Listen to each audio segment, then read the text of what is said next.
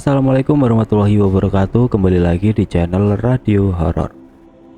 Untuk kisah kali ini ada sebuah kisah yang ditulis oleh akun Twitter @agilsaputra.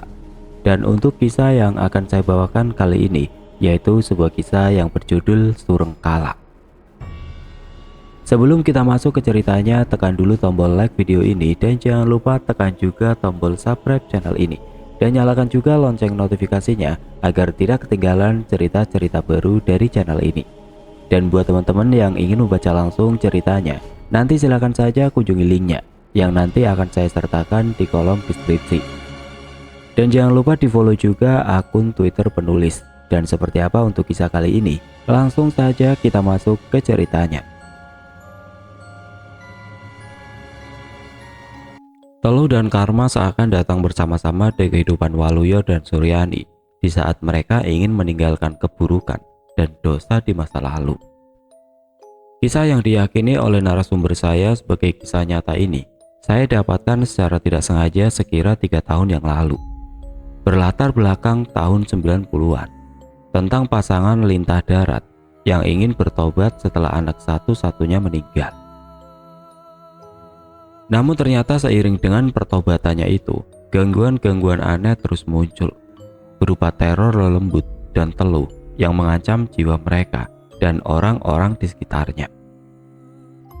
Jawa Tengah tahun 1989. Pasangan Waluyo dan Suryani sedang dalam masa kejayaannya. Bisnisnya berkembang seperti tidak terbendung. Untuk awal tahun ini saja mereka sudah keempat kalinya membeli tanah. Belum lagi tahun-tahun yang lalu. Mungkin tidak sempat terhitung berapa petak tanah yang sudah mereka beli. Pasangan yang memiliki 2 anak ini berubah hanya dalam waktu kurang dari 5 tahun. Dari yang tadinya hidup pas-pasan, ini menjelma bak keluarga priayi. Waluyo mantan preman pasar yang kini tidak sudi kembali ke kehidupan lamanya yang keras. Memilih fokus ke bisnis yang diinisiasi oleh istrinya ini, yaitu menjadi lintah darat. Waluyo yang berjiwa brutal dan istrinya yang hanya berpikir tentang uang. Uang dan uang nyatanya berhasil menjadi pasangan yang cocok. Dengan Suryani sebagai pengutang atau pencari debitur dan Waluyo sebagai penagihnya, mereka tentu tahu ini bukan bisnis yang baik.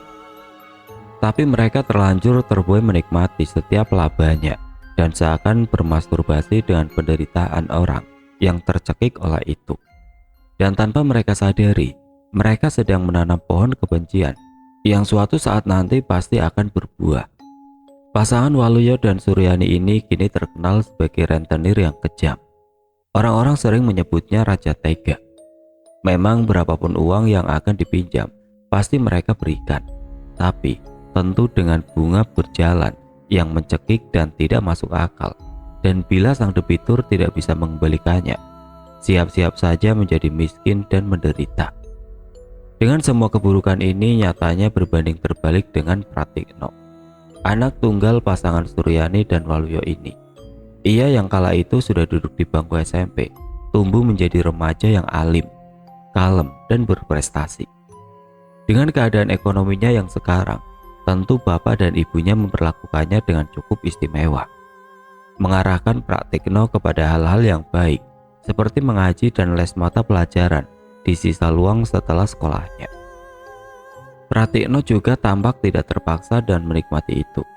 Sebagai orang tua, tentu Waluyo dan Suryani menginginkan yang terbaik untuk anaknya. Tahun demi tahun pun berlalu, seiring harta mereka yang terus bertambah dan ketamakan mereka yang sering menjadi-jadi. Suatu musibah pun terjadi. Entah ini cobaan atau karma, hanya Tuhanlah yang tahu. Pratikno meninggal dalam kecelakaan bis saat akan berangkat kuliah di Jogja. Pratikno yang masih menjadi anak baik, alim dan pintar itu telah meninggalkan bapak dan ibunya untuk selamanya. Apakah ini karma? Yang jelas, hikmah dari meninggalnya Pratikno menjadi titik balik perubahan pasangan Waluyo dan Suryani. Dan dari sinilah cerita Surengkala dimulai. Jawa Tengah kisaran tahun 1994. Sekira 1 bulan saja setelah berpulangnya Pratikno membuat perubahan yang cukup besar untuk pasangan rentenir ini. Terutama sangat terlihat pada diri Waluyo yang setiap harinya tidak pernah melewatkan satu hari pun untuk menangis di kamarnya. Seorang mantan preman ini benar-benar tidak bisa menyembunyikan kesedihannya atas kepergian Pratikno, si anak sematawayang.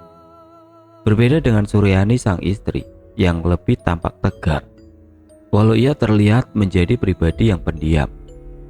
"Wis toh Pak, yang ikhlas, kita semua juga kehilangan Tikno," ucap Suryani menenangkan suaminya yang tengah menangis lagi di kamar setelah selesai acara tahlilan 40 hari kematian Pratikno.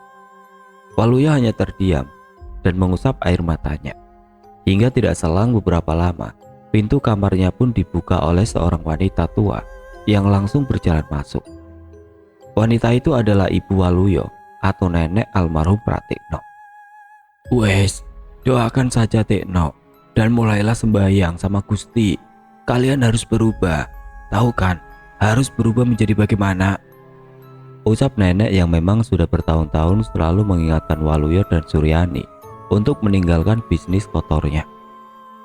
Nenek ini memang satu-satunya orang yang gigih menentang, meski konsekuensinya ia harus dibenci oleh anak dan menantunya sendiri. Hingga ia berpikir inilah saat yang tepat untuk mereka berubah, yaitu saat Pratikno sudah tiada. Bagi nenek ini adalah sebuah pertanda. "Terus terang, aku tidak pernah bangga kalian mau sukses dan sekaya apapun kalau cara tempuhnya seperti ini. Sekarang lihat saja buahnya. Gusti pasti nggak rela cucu kesayangannya dikasih makan dengan harta yang kotor. Jadi sekarang ia mengambilnya," ucapnya dengan mata berkaca-kaca. Waluyo dan Suryani hanya terdiam mendengar perkataan ibunya.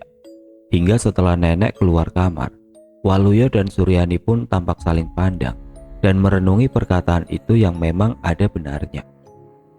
Nampaknya kata-kata dari nenek tadi cukup menampar Waluyo dan Suryani. Dan sejak itu, mereka mulai berpikir untuk menghentikan bisnisnya ini.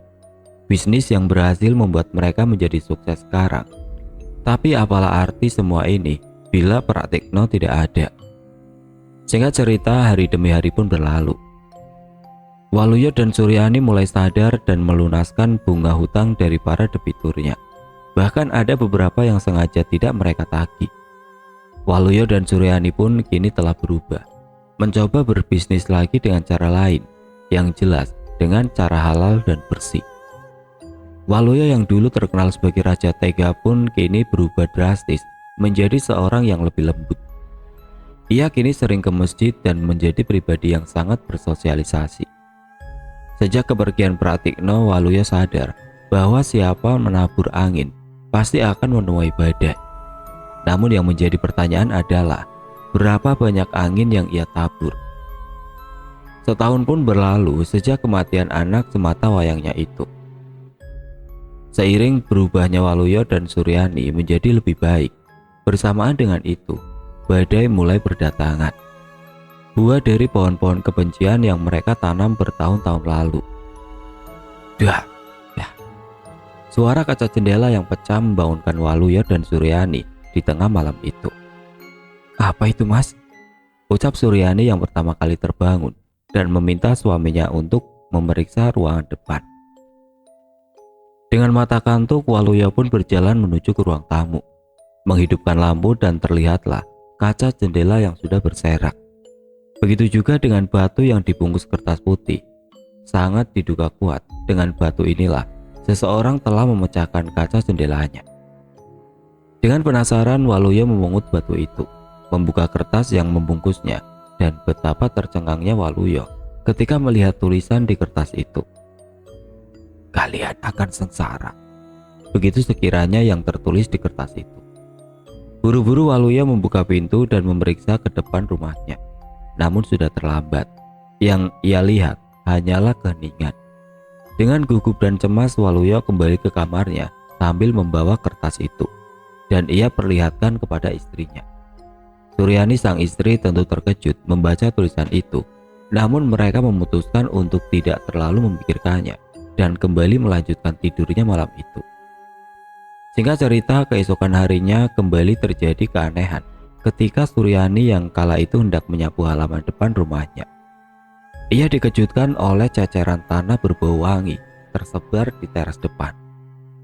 Dengan tangannya ia menjumput sebagian tanah itu dan menciumnya, yang seketika langsung kembali ia lemparkan karena tidak tahan dengan bau wanginya yang sangat menyengat.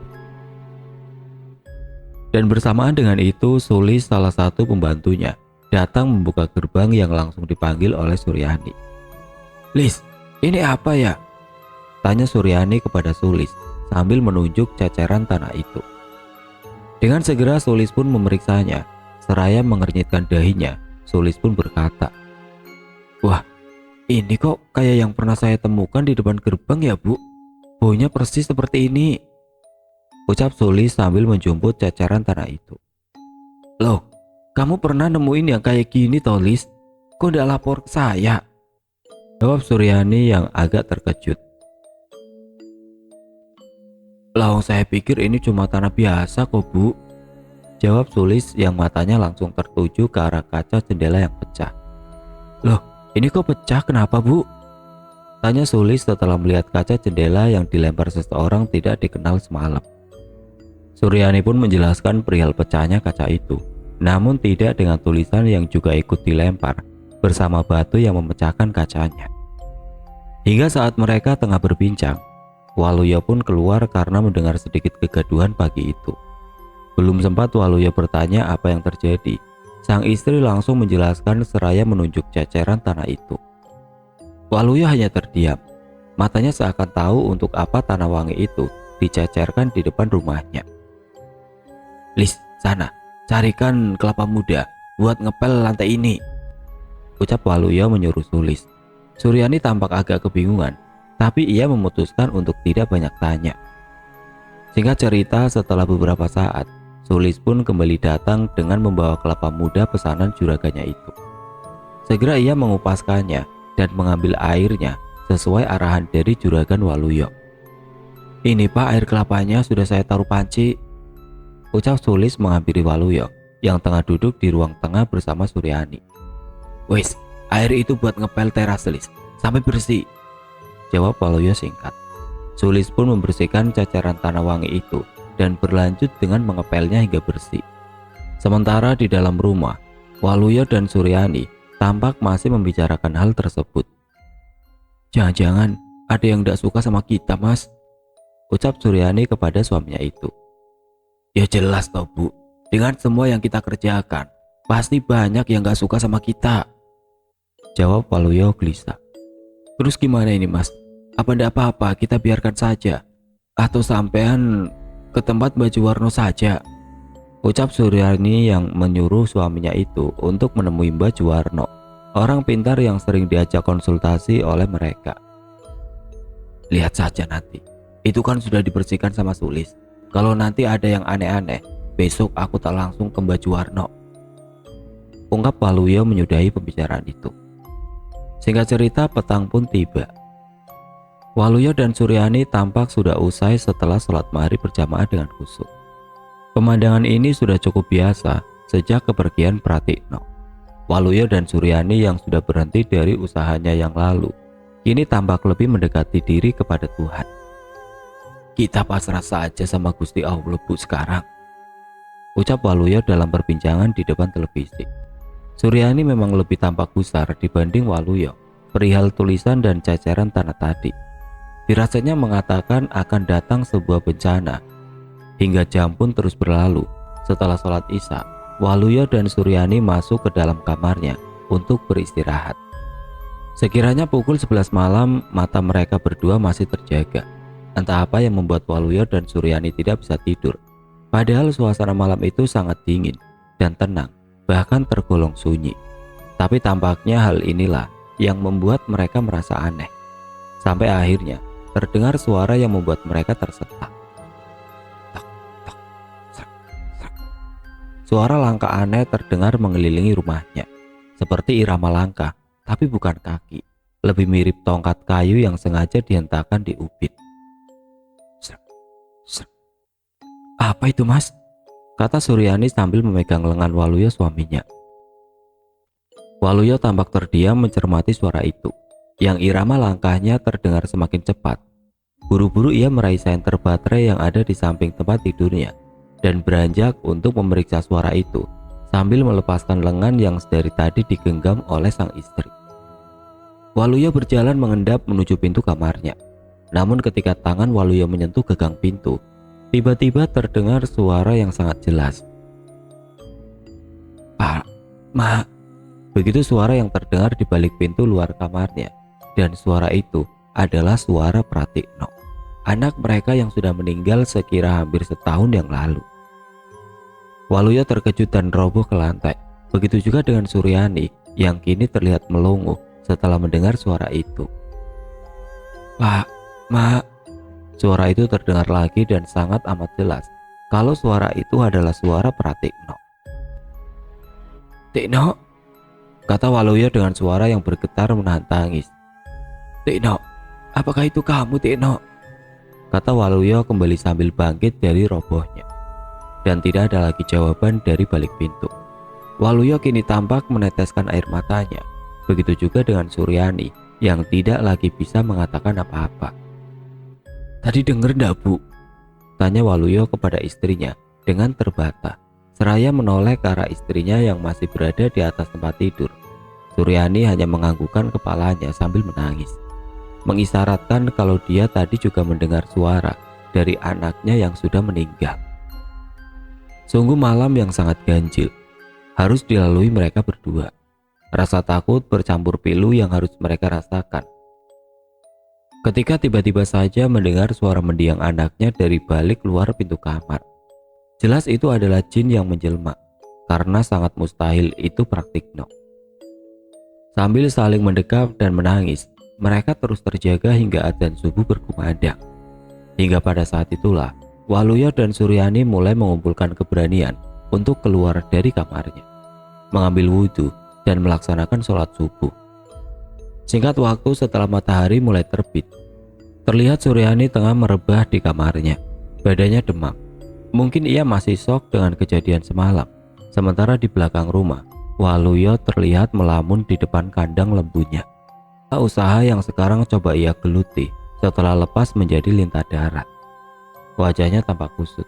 Sepertinya ia masih memikirkan kejadian aneh yang terjadi semalam.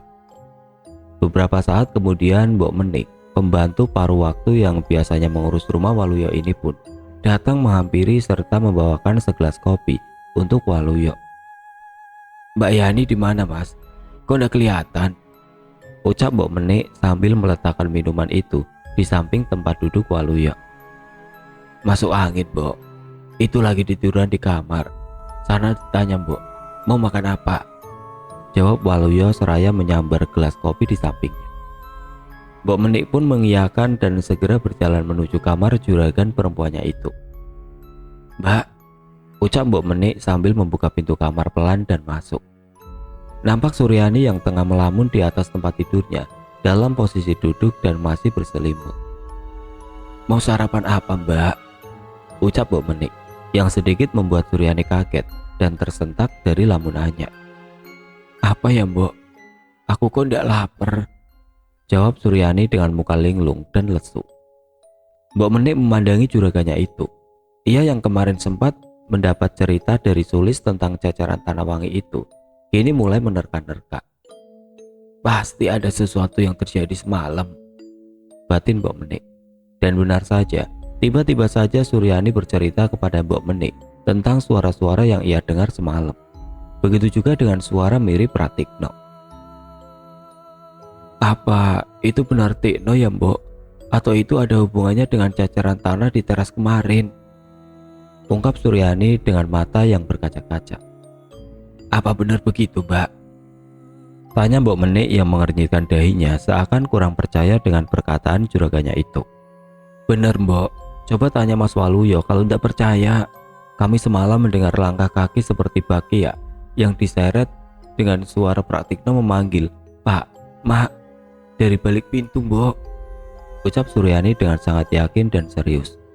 Mbok Menik hanya terdiam setelah mendengar perkataan dari juragannya itu. Ia tidak tahu harus menjawab apa. Hingga akhirnya dengan alasan ingin membuatkan sarapan, Mbok Menik pun pamit keluar dan segera menghampiri Sulis yang baru saja datang dan hendak berjalan menuju kandang lembu di belakang rumah. "Lis, Rene, tak kandani," ucap Mbok Menik berbisik. Sambil menjauh ke pekarangan samping rumah, Mbok Menik pun menceritakan cerita yang barusan Suryani ceritakan kepadanya. "Sudah aku duga, pasti ada apa-apa. Ini sepertinya santet, Mbok," jawab Sulis dengan membisik menanggapi cerita dari Mbok Menik. Singkat waktu 3 hari berlalu tanpa ada kejadian yang janggal. Suryani sudah mulai membaik dan melupakan kejadian malam tempo hari. Begitu juga dengan Waluyo yang kini tengah giat dengan ternaknya, dibantu dengan Sulis yang sekarang mulai tinggal di rumah juraganya. Mbok Menik juga, mereka kini dibuatkan kamar di area belakang rumah. Ini semua atas kemauan Suryani agar rumah tidak terasa begitu sepi. Malamnya, suasana tampak hangat di atas meja makan. Waluyo, Suryani, Sulis dan Mbok Menik terlihat sedang makan dalam satu meja. "Mbok, Bejo suruh tinggal di sini sekalian aja toh," kata Suryani kepada Mbok Menik, menyuruh anak Mbok Menik untuk tinggal bersama di rumah ini. "Iya Mbok, bisa sekalian bantu-bantu aku di kandang," ucap Waluyo menimpal pembicaraan itu. "Iya, nanti saya coba tanya dulu sama anaknya nggih. Soalnya Bejo itu orangnya pemalu," jawab Mbok Menik. "Malu apa malu-maluin?" ucap Sulis menyambar jawaban dari Mbok Menik yang langsung disambut oleh gelak tawa dari mereka. Namun tiba-tiba suara ledakan terdengar dari atas rumah. Dah, yang langsung menghentikan tawa dari mereka, tapi tidak untuk Suryani yang masih tertawa terbahak. "Diam dulu Bu, barusan dengar tidak?" kata Waluyo seraya memegang lengan istrinya itu. Tapi anehnya Suryani tidak juga berhenti tertawa, bahkan semakin terbahak. Waluyo, Sulis dan Mbok Menik tentu sekarang jadi memandangi Suryani secara bersama-sama yang masih saja tertawa dan kini mulai terlihat aneh. Matanya melotot, kepalanya menggeleng dan sekarang tampak berdiri sambil bertolak pinggang. Waluyo yang kebingungan kini berdiri memegangi pundak istrinya itu. "Bu, kenapa Bu?" ucap Waluyo seraya mengguncang-guncangkan tubuh istrinya itu. Dan Suryani pun terdiam, melotot memandangi mereka satu persatu. Sulis dan Mbok Menik yang mulai takut kini beranjak dari kursi dan memundurkan langkahnya. Dan dah, satu ledakan terdengar lagi dari atas rumah. Suryani pun ambruk terkulai yang langsung dipeluk oleh suaminya. "Mbok, Lis, tolong Mbok, bantu bawa ke kamar," kata Waluyo. Suryani digotong menuju kamarnya bersama perasaan mereka semua yang masih kebingungan dengan apa yang baru saja terjadi. Waluyo, Sulis dan Mbok Menik tampak terdiam setelah merebahkan tubuh Suryani di atas tempat tidurnya. "Jam berapa sekarang?" kata Waluyo memecah suasana itu. "Jam 8:30 Pak," jawab Sulis dengan sedikit gagap. "Saya tak ke Mbak Juwarno dulu. Ini sudah tidak beres. Kamu dan Mbok Menik jaga rumah ya, dan jaga Mbak Suryani," kata Waluyo yang langsung beranjak pergi tanpa sempat mendengar jawaban dari Sulis dan Mbok Menik yang masih terlihat bingung dengan semua ini. Tinggallah Mbok Menik, Sulis dan Suryani yang masih tidak sadarkan diri. Sulis tampak celingak-celinguk. "Kita harus bagaimana ini Mbok?" kata Sulis mengawali pembicaraan. "Sudah, tenang saja, berdoa saja yang banyak," jawab Mbok Menik. Sulis kini duduk di luar kamar juraganya, sementara Mbok Menik masih menunggu di dalam kamar bersama Suryani yang belum juga sadar. Berjam-jam berlalu dengan keadaan yang masih sama. Waluyo juga belum pulang dari rumah Mbak Juwarno. Mbok Menik yang bosan kini tampak keluar dari kamar dan membangunkan Sulis yang ternyata sudah ketiduran di atas kursi. "Lis, bangun, jangan tidur," kata Mbok Menik pelan sambil menggoyangkan tubuh Sulis. Sulis pun terbangun dengan agak kaget.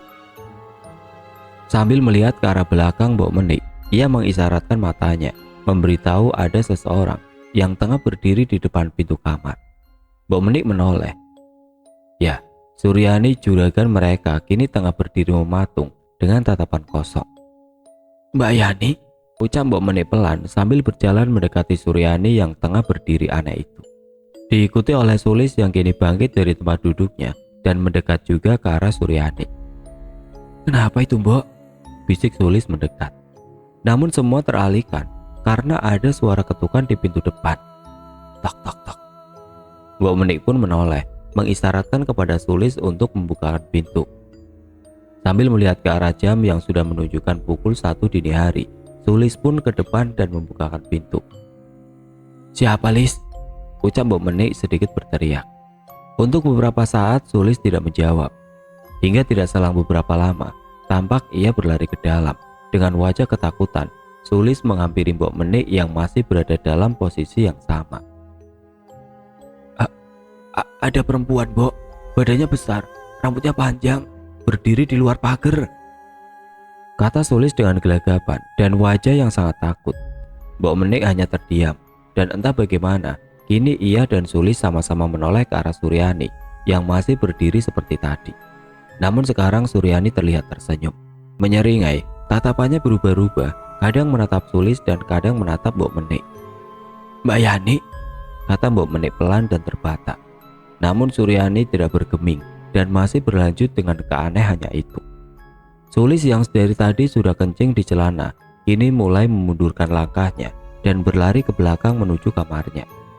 Sementara itu giliran Mbok Menik yang kini mau tidak mau harus berhadapan dengan Suryani yang sekarang mulai berjalan, menatap dan mendekatinya. "Lis, Sulis," kata Mbok Menik sambil memundurkan langkahnya. Hingga suasana pun berubah ketika tiba-tiba Suryani mulai jatuh, roboh dan menggelincang di lantai. "Tolong, Lis, Sulis," teriak Mbok Menik lagi sambil memegangi tubuh juraganya yang semakin bergetar tidak beraturan itu. Sulis yang sekarang tengah meringkuk ketakutan di dalam kamar mendengar panggilan Mbok Menik untuk kedua kalinya. Dengan celana yang masih basah, ia pun mulai memberanikan diri dan berjalan menghampiri Mbok Menik. Tampak kini Mbok Menik tengah memeluk Suryani yang masih kejang menggelinjang. Sulis yang dari jarak beberapa meter melihat itu pun langsung berlari mendekat. Dengan penuh keraguan, ia memegangi kedua kaki juraganya itu. "Gimana nih, Mbok?" ucap Sulis kebingungan. "Sudah, kamu pergi ke Mbak Juwarno, bicara sama Mas Waluyo," kata Mbok Menik kepada Sulis. Tanpa berpikir panjang, Sulis pun beranjak menggunakan sepeda kayu. Sejenak ia lupa dengan ketakutannya dan celananya yang masih basah oleh air kencingnya sendiri. Dengan terburu Sulis mengayuh sepeda itu menuju rumah Mbak Juwarno yang jaraknya memang tidak begitu jauh. Singkat cerita, sesampainya ia di sana, yaitu di rumah Mbak Juwarno, tanpa permisi Sulis langsung masuk. Karena memang pintu depan rumah Mbak Juwarno tampak dalam keadaan terbuka. Kula nuwun, Pak Luyo, kata Sulis sambil berjalan masuk. Suasana ruang tamu tampak lengang. Sulis kembali ke arah teras dan melihat sepeda motor Waluyo untuk memastikan kembali bahwa juraganya memang benar-benar di sini. "Kula nuwun," ucapnya lagi. Hingga tidak selang berapa lama, Mbak Juwarno dan Waluyo pun keluar menghampiri panggilan dari Sulis itu. "Loh, ada apa, Lis? Gimana Mbak Yani?" kata Waluyo yang tampak kaget melihat kedatangan Sulis. Mas, Pak, sekarang pulang saja, biar sampean lihat sendiri," kata Sulis dengan gelagapan. Mbak Juwarno dan Waluyo tampak saling pandang, hingga akhirnya mereka bertiga pun memutuskan untuk pergi memeriksa Suryani. Tampak raut gelisah di wajah Waluyo, ia buru-buru pulang ke rumahnya bersama dengan Mbak Juwarno. Sementara seperti tadi, Sulis menyusul dari belakang dengan menggunakan sepeda kayu. Tiba-tiba saja hujan turun dengan sangat deras. Waluyo tentu memacu kendaraannya dengan kencang, sementara Sulis yang hanya menggunakan sepeda tentu ketinggalan jauh. Tapi ia tidak peduli. Sulis terus mengayuh sepeda itu di tengah derasnya hujan malam itu, sementara Waluyo dan Mbak Juwarno yang sudah sampai langsung masuk. Tampak Suryani masih kejang menggelinjang dalam pelukan Mbok Menik. "Tolongin, Pak, tolongin," kata Mbok Menik setelah melihat juraganya dan Mbak Juwarno masuk. Waluyo terlihat panik menghampiri dan kini menggantikan Mbok Menik untuk memegangi Suryani istrinya. Meski ia tahu ada sesuatu tidak beres terjadi, tapi ia tentu bingung dengan keadaan ini. Mbak Juwarno pun memegangi kepala Suryani seraya mengucapkan doa. Hingga beberapa saat kemudian Suryani pun mulai tenang dan tidak lagi kejang. namun ia masih belum sadarkan diri. "Bawa masuk ke kamar," ucap Baju Warno menyuruh Waluyo untuk membawa istrinya masuk ke kamarnya. Baju Warno berjalan menuju ruang tamu dan duduk. Terlihat dari raut wajahnya, jelas kejadian ini bukanlah hal yang bisa dianggap enteng. Ia tampak menggenggam tasbihnya seraya terus mengucapkan doa. Bersamaan dengan itu, Sulis pun akhirnya sampai. Dengan bahasa kuyup ia masuk ke rumah Waluyo. Satu kata yang ia ucap ketika kakinya menginjak lantai ruang tamu itu. Tolong." Begitu ucapannya dengan hidung yang mengeluarkan darah, Sulis pun limbung dan jatuh ke lantai. Baju Warno yang memang berada dalam ruangan yang sama pun langsung menghampiri dan memegang tubuh Sulis yang basah kuyup itu. Tercium bau yang tidak sedap dari tubuh Sulis. Bukan kencingnya yang bercampur air hujan, melainkan kotoran BAB hitam yang kini terlihat mengalir di balik tubuh Sulis yang terkapar. Baju Warno memanggil-manggil hingga Waluyo dan Mbok Menik pun datang. "Apalagi ini?" ucap Waluyo melihat hidung dan mulut Sulis sudah dipenuhi dengan darah. Bersamaan dengan itu, ekspresi Waluyo dan Mbok Menik ketika menyadari ada bau yang tidak sedap tercium oleh mereka. "Ini juga kena," ucap Baju Warno mencoba menjelaskan situasi ini dengan singkat. Sementara itu bau kotoran yang dikeluarkan Sulis ini perlahan mulai berubah menjadi bau busuk yang sangat menyengat. Baunya sangat tidak tertahankan hingga akhirnya mereka bertiga pun memutuskan untuk memindahkan Sulis yang masih tidak sadarkan diri itu di teras depan. Mbok Menik langsung berlari ke belakang untuk mengambil peralatan pel dan membersihkan lantai ruang tamu itu yang diceceri oleh kotoran hitam dari tubuh Sulis. Baunya sangat busuk hingga membuat sesekali Mbok Menik merasa mual dan muntah. Di luar, Waluyo dan Baju Warno pun tidak tinggal diam. Dengan air selang ia memandikan Sulis begitu saja tanpa mengindahkan keselamatan dari Sulis sendiri. Satu persatu pakaian Sulis ditanggalkan oleh Waluyo, meski sesekali ia harus melakukan itu menggunakan kakinya. Guyuran demi guyuran membersihkan tubuh Sulis di teras itu. Baju Warno terlihat menyeka wajah Sulis yang dipenuhi oleh darah. Kotoran hitam itu pun kini sudah mengalir ke depan rumah Waluyo dan disapu oleh hujan lebat malam itu. Begitu juga dengan Mbok Menik yang tampak sudah selesai membersihkan ruang tamu. Tidak terasa jam sudah menunjukkan pukul 3 dini hari. Hujan lebat pun sudah sedikit mereda. Waluyo, Baju Warno dan Mbok Menik kini tengah duduk di ruang tamu. Dengan Sulis yang direbahkan di salah satu kursi panjang di ruangan itu, berdampingan di sisi Mbok Menik. Mereka semua saling diam dengan raut gelisah. Baju Warno pun berdiri mendekati Sulis, memegang-megang jari kakinya seraya mengucapkan mantra membisik. Hingga tidak selang berapa lama, Sulis pun terbatuk dan sadar. Ampun, ampun, ampun," kata Sulis setelah sadarnya seakan tadi dia telah didatangi oleh sesuatu. Sulis bangkit dan memeriksa sekujur tubuhnya yang kini sudah dipakaikan baju yang berbeda dari pakaian yang tadi ia kenakan. "Ada apa ini?" ucapnya keheranan. "Kamu tadi bertemu apa?" tanya Baju Warno yang masih berada di depan Sulis. Sulis terdiam sejenak, menggaruk-garuk kepalanya, mencoba mengingat kejadian yang ia alami saat perjalanan dari rumah Baju Warno sampai ke sini. Matanya melirik ke semua orang yang berada di hadapannya itu, karena sebenarnya sedari awal saat ia sadar, Sulis sudah ingat dengan siapa tadi ia bertemu. Namun Sulis akan mencoba mengulur-ngulur waktu untuk tidak menceritakannya. Hingga akhirnya karena Sulis dicecar, Sulis pun bercerita. Tadi saya didatangi oleh Mas Tikno," ucap Sulis dengan gugup, mengatakan kalau tadi ia bertemu dengan mendiang Pratikno, anak Waluyo yang sudah meninggal. "Tapi saya rasa itu bukan Mas Tikno. Soalnya tiba-tiba saja dia berubah menjadi sosok kuntilanak yang badannya sangat besar," ucap Sulis dengan nada yang bergetar ketakutan. "Kayak yang tadi malam kamu lihat di depan rumah," kata Mbok Menik menyelat cerita itu. "Iya Mbok, betul. Seperti yang aku lihat sebelum aku berangkat ke tempat Baju Warno tadi," jawab Sulis membenarkan perkataan dari Mbok Menik. Waluyo tampak resah mendengar cerita itu. Matanya langsung menatap ke arah Baju Warno.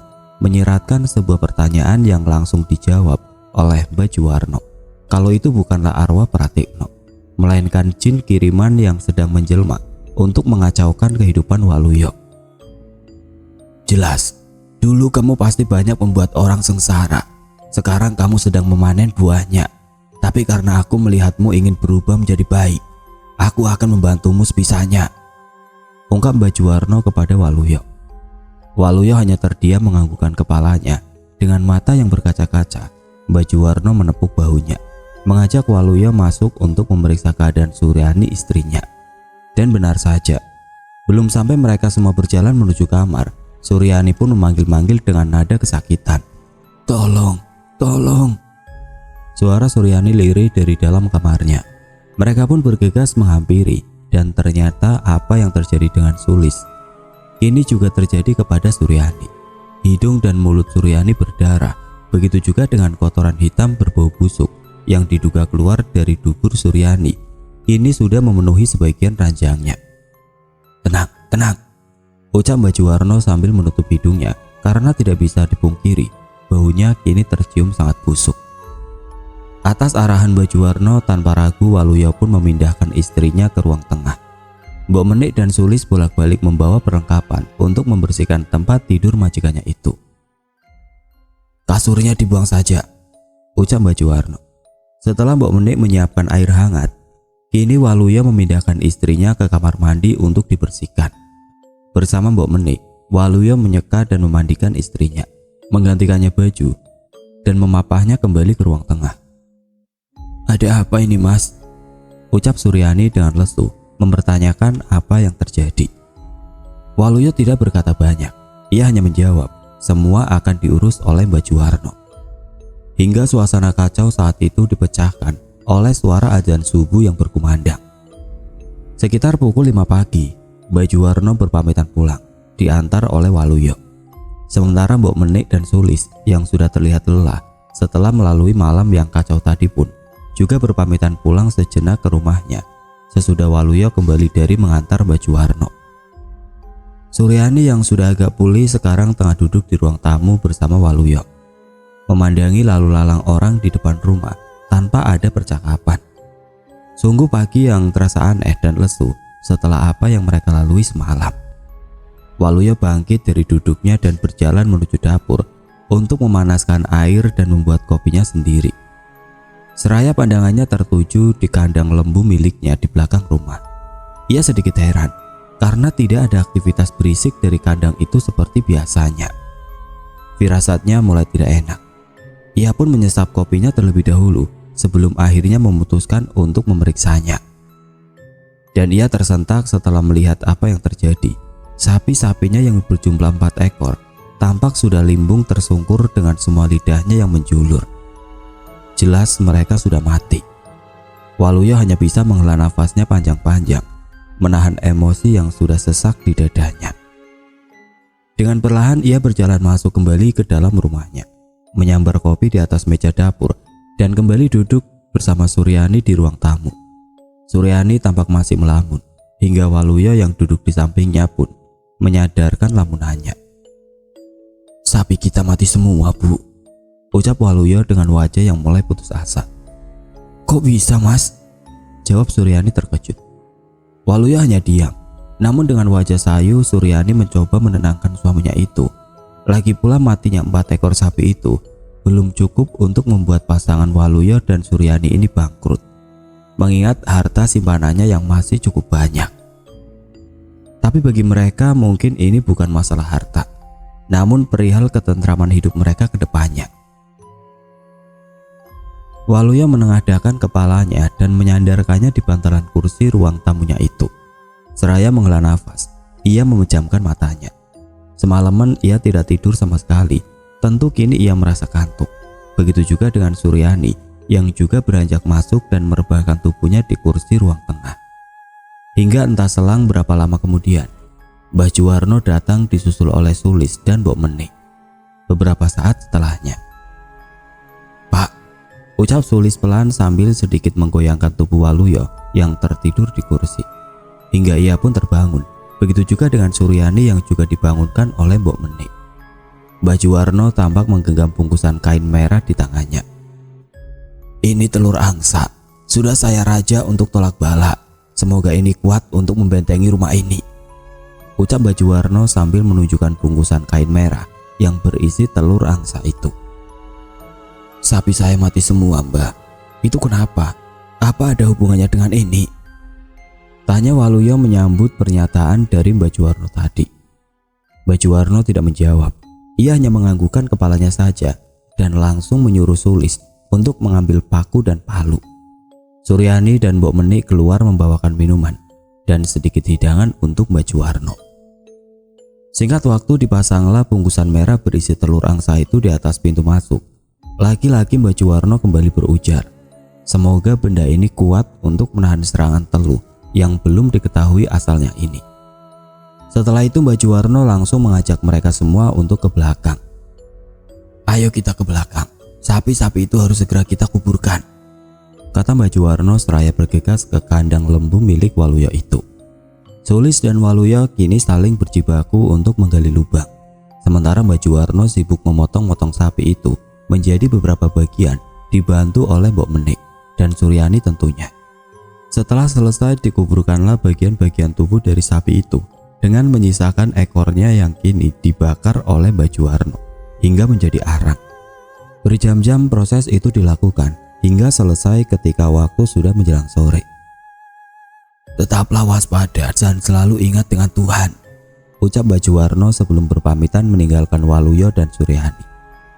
Mbok Menik, Sulis tampak sudah membersihkan diri. Begitu juga dengan Waluyo dan Suryani yang kini sedang menyantap mie instan di atas meja makannya. Sini Lombok, Lis, makan dulu, ucap Suryani mengetahui Mbok Menik dan Sulis tengah mengobrolkan sesuatu di area dapur. Sulis dan Mbok Menik bergegas mengiyakan ajakan majikannya itu dan menghampirinya ke ruang makan. Mereka pun makan bersama dalam satu meja dengan wajah Mbok Menik yang gelisah, berharap kejadian di atas meja makan kemarin tidak terulang lagi. Suasana rumah ini tampak hampa sejak kejadian itu. Meski telur angsa yang digantung oleh Mbah Juwarno di atas pintu itu bekerja, memang kini tidak ada lagi gangguan yang terjadi. Tapi sepertinya sejak hari itu, ada yang aneh dari Suryani. Ia terlihat lebih pendiam dan sangat minim interaksi. Waluyo berpikir mungkin istrinya memang masih shock. Seperti hari-hari yang lalu, Mbok Menik dan Sulis masih setia dengan juragannya. Tidur dan menginap di rumah ini, meski mereka mulai seperti memakan gaji buta, mengingat semakin sedikit saja hal-hal yang harus mereka kerjakan.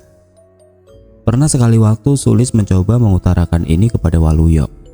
Ia ingin mengundurkan diri jika memang sudah tidak ada sesuatu yang penting untuk dikerjakan. Namun Waluyo menolaknya. Ia ingin Sulis dan Mbok Menik ikut dengannya. Ia berjanji dalam waktu dekat pasti akan ada banyak hal yang akan mereka kerjakan bersama-sama. Wes, sekarang kamu dan Mbok Menik belanja ke pasar. Masak yang enak, nanti ibu mau datang ke sini, ucap Waluyo di siang itu, menyuruh Mbok Menik dan Sulis untuk membeli bahan makanan karena nanti ibunya akan datang kemari. Mbok Menik berangkat ke pasar dibonceng oleh Sulis menggunakan sepeda motor. Dengan pelan dan landai mereka menyusuri jalan menuju kota sambil berbincang. Lis, aku kok perasaannya seperti tidak enak ya, kata Mbok Menik dalam perjalanan itu. Nggak enak gimana, Mbok? Jawab Sulis sedikit berteriak. Entahlah, sepertinya ada yang aneh saja di rumah, kata Mbok Menik. Singkat cerita, sambillah mereka di pasar, Mbok Menik berjalan beriringan dengan Sulis menyusuri lorong-lorong pasar itu untuk membeli keperluan sesuai perintah Waluyo juragannya. Hingga sekitar 1 jam kemudian selesailah mereka. Mbok Menik dan Sulis kembali lagi ke rumah untuk menyiapkan semuanya. Hingga sore hari semuanya selesai dan telah siap. Tampak Mbak Sosro, ibu Waluyo, juga tiba beberapa saat kemudian. Mak, datang sama siapa? Ucap Waluyo menyambut kedatangan ibunya itu dengan mencium tangannya. Ini sama Paman Dirman, jawab ibu Waluyo singkat. Tampak raut wajah kekecewaan terpancar di paras Mbak Sosro.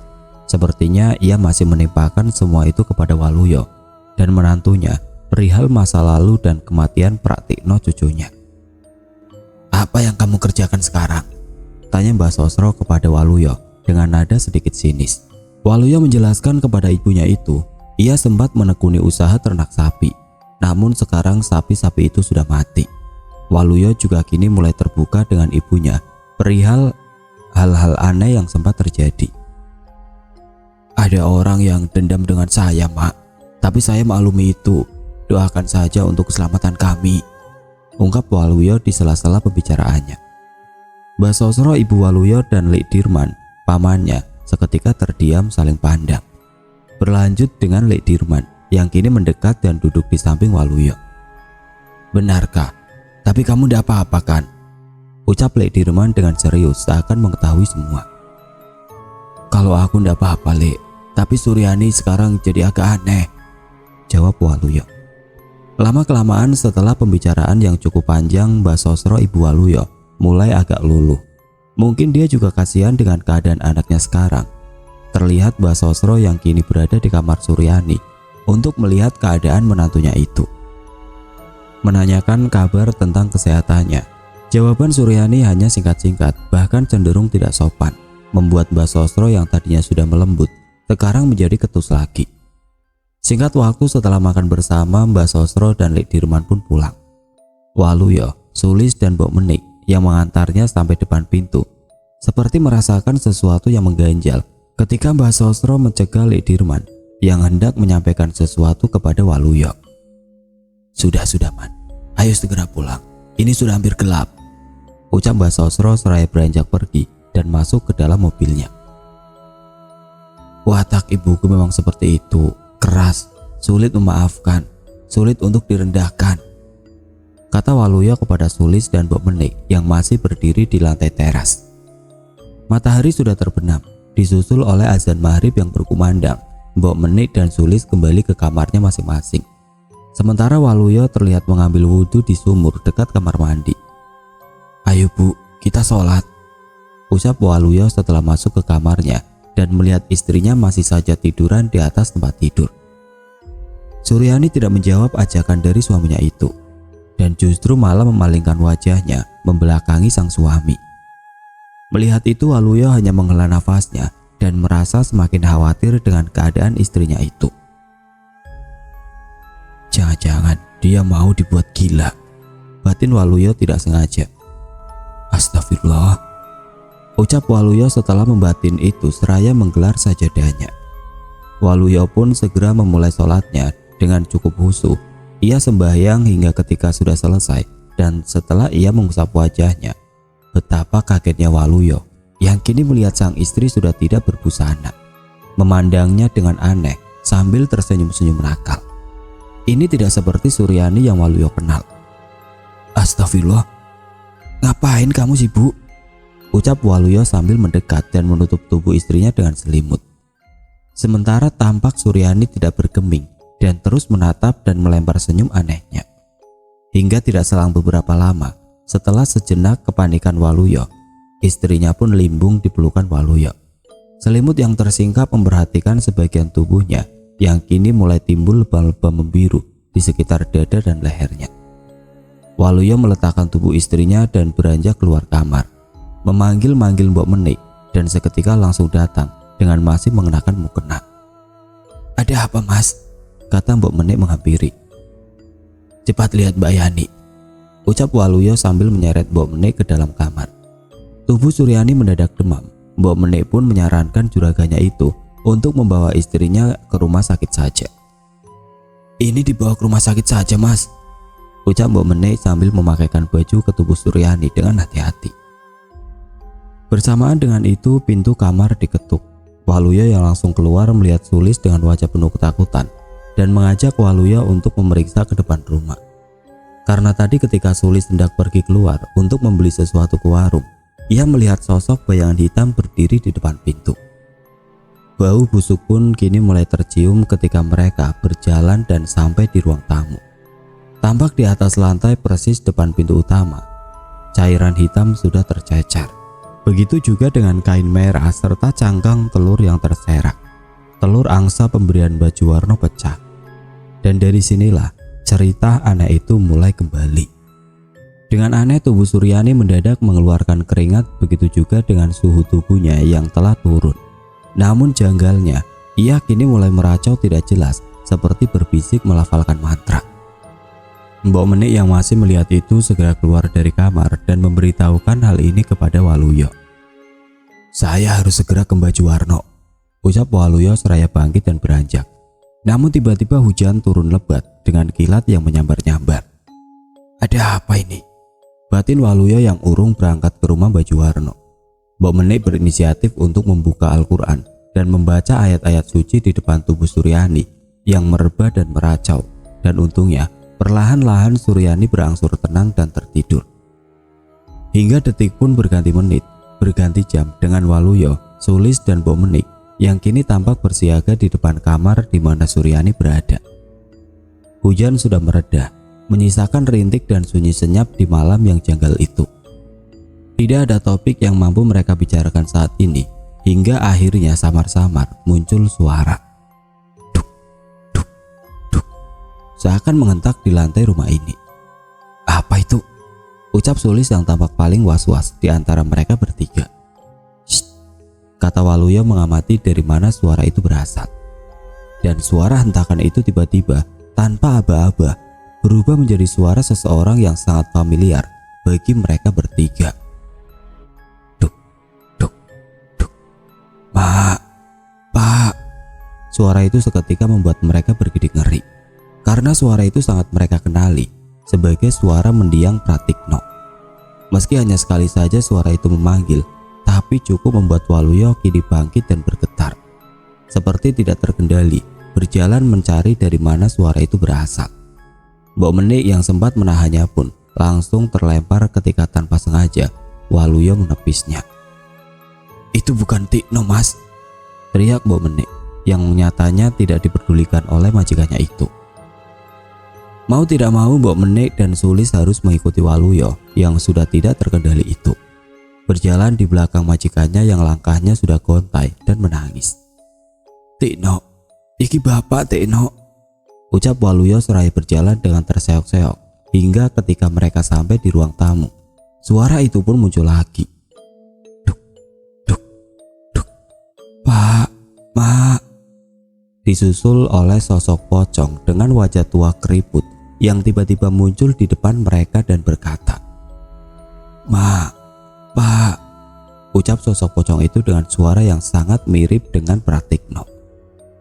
Waluyo, Mbok Menik dan Sulis yang sangat terkejut hanya bisa mematung dan memandangi sosok pocong itu yang terus-menerus berkata, "Mak, Pak," dengan suara mirip Pratikno.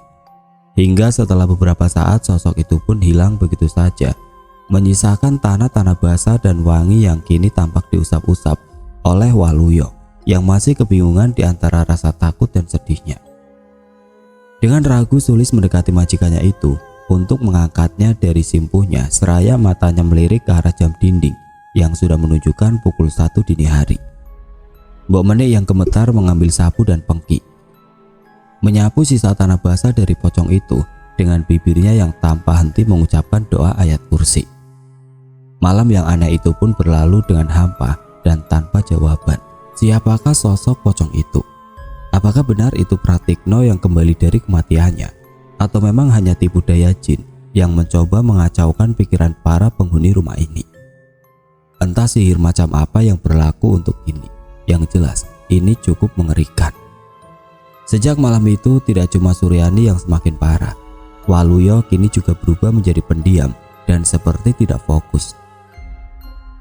Sulis memutuskan pergi ke rumah Mbah Juwarno sekitar 2 hari setelah kejadian itu. Namun yang Sulis dapati tidak seperti yang ia perkirakan, karena Mbah Juwarno kini tengah terbaring sakit. Entah apa yang menimpa beliau, yang jelas dengan keadaannya sekarang tidak mungkin bisa memberikan solusi untuk masalah ini. "Apa kita harus ikut-ikutan mengurusi masalah ini, Mbok?" ucap Sulis kepada Mbok Menik kala sore di ruang dapur. "Tapi gimana ya, Lis? Apa kita tega meninggalkan mereka yang sedang seperti itu?" jawab Mbok Menik. Singkat cerita, malamnya terlihat mereka tengah makan bersama. suasana sepi tanpa obrolan.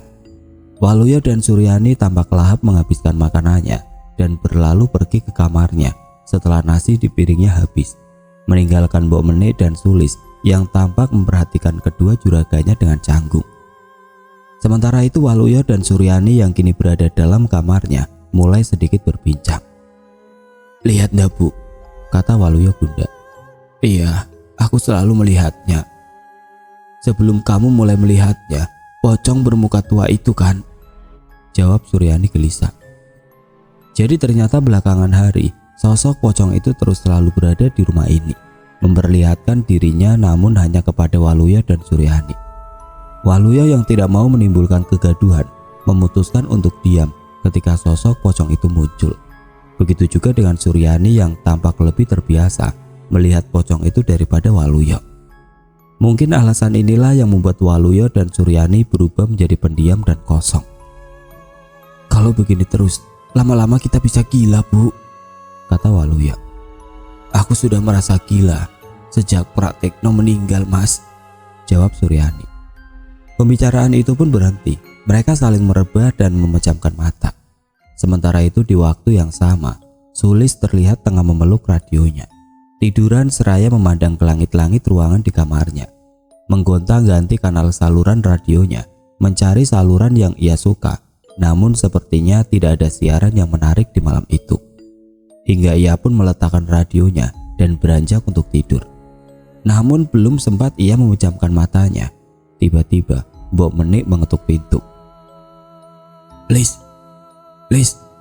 sudah tidurkah?" kata Mbok Menik pelan dari balik pintu.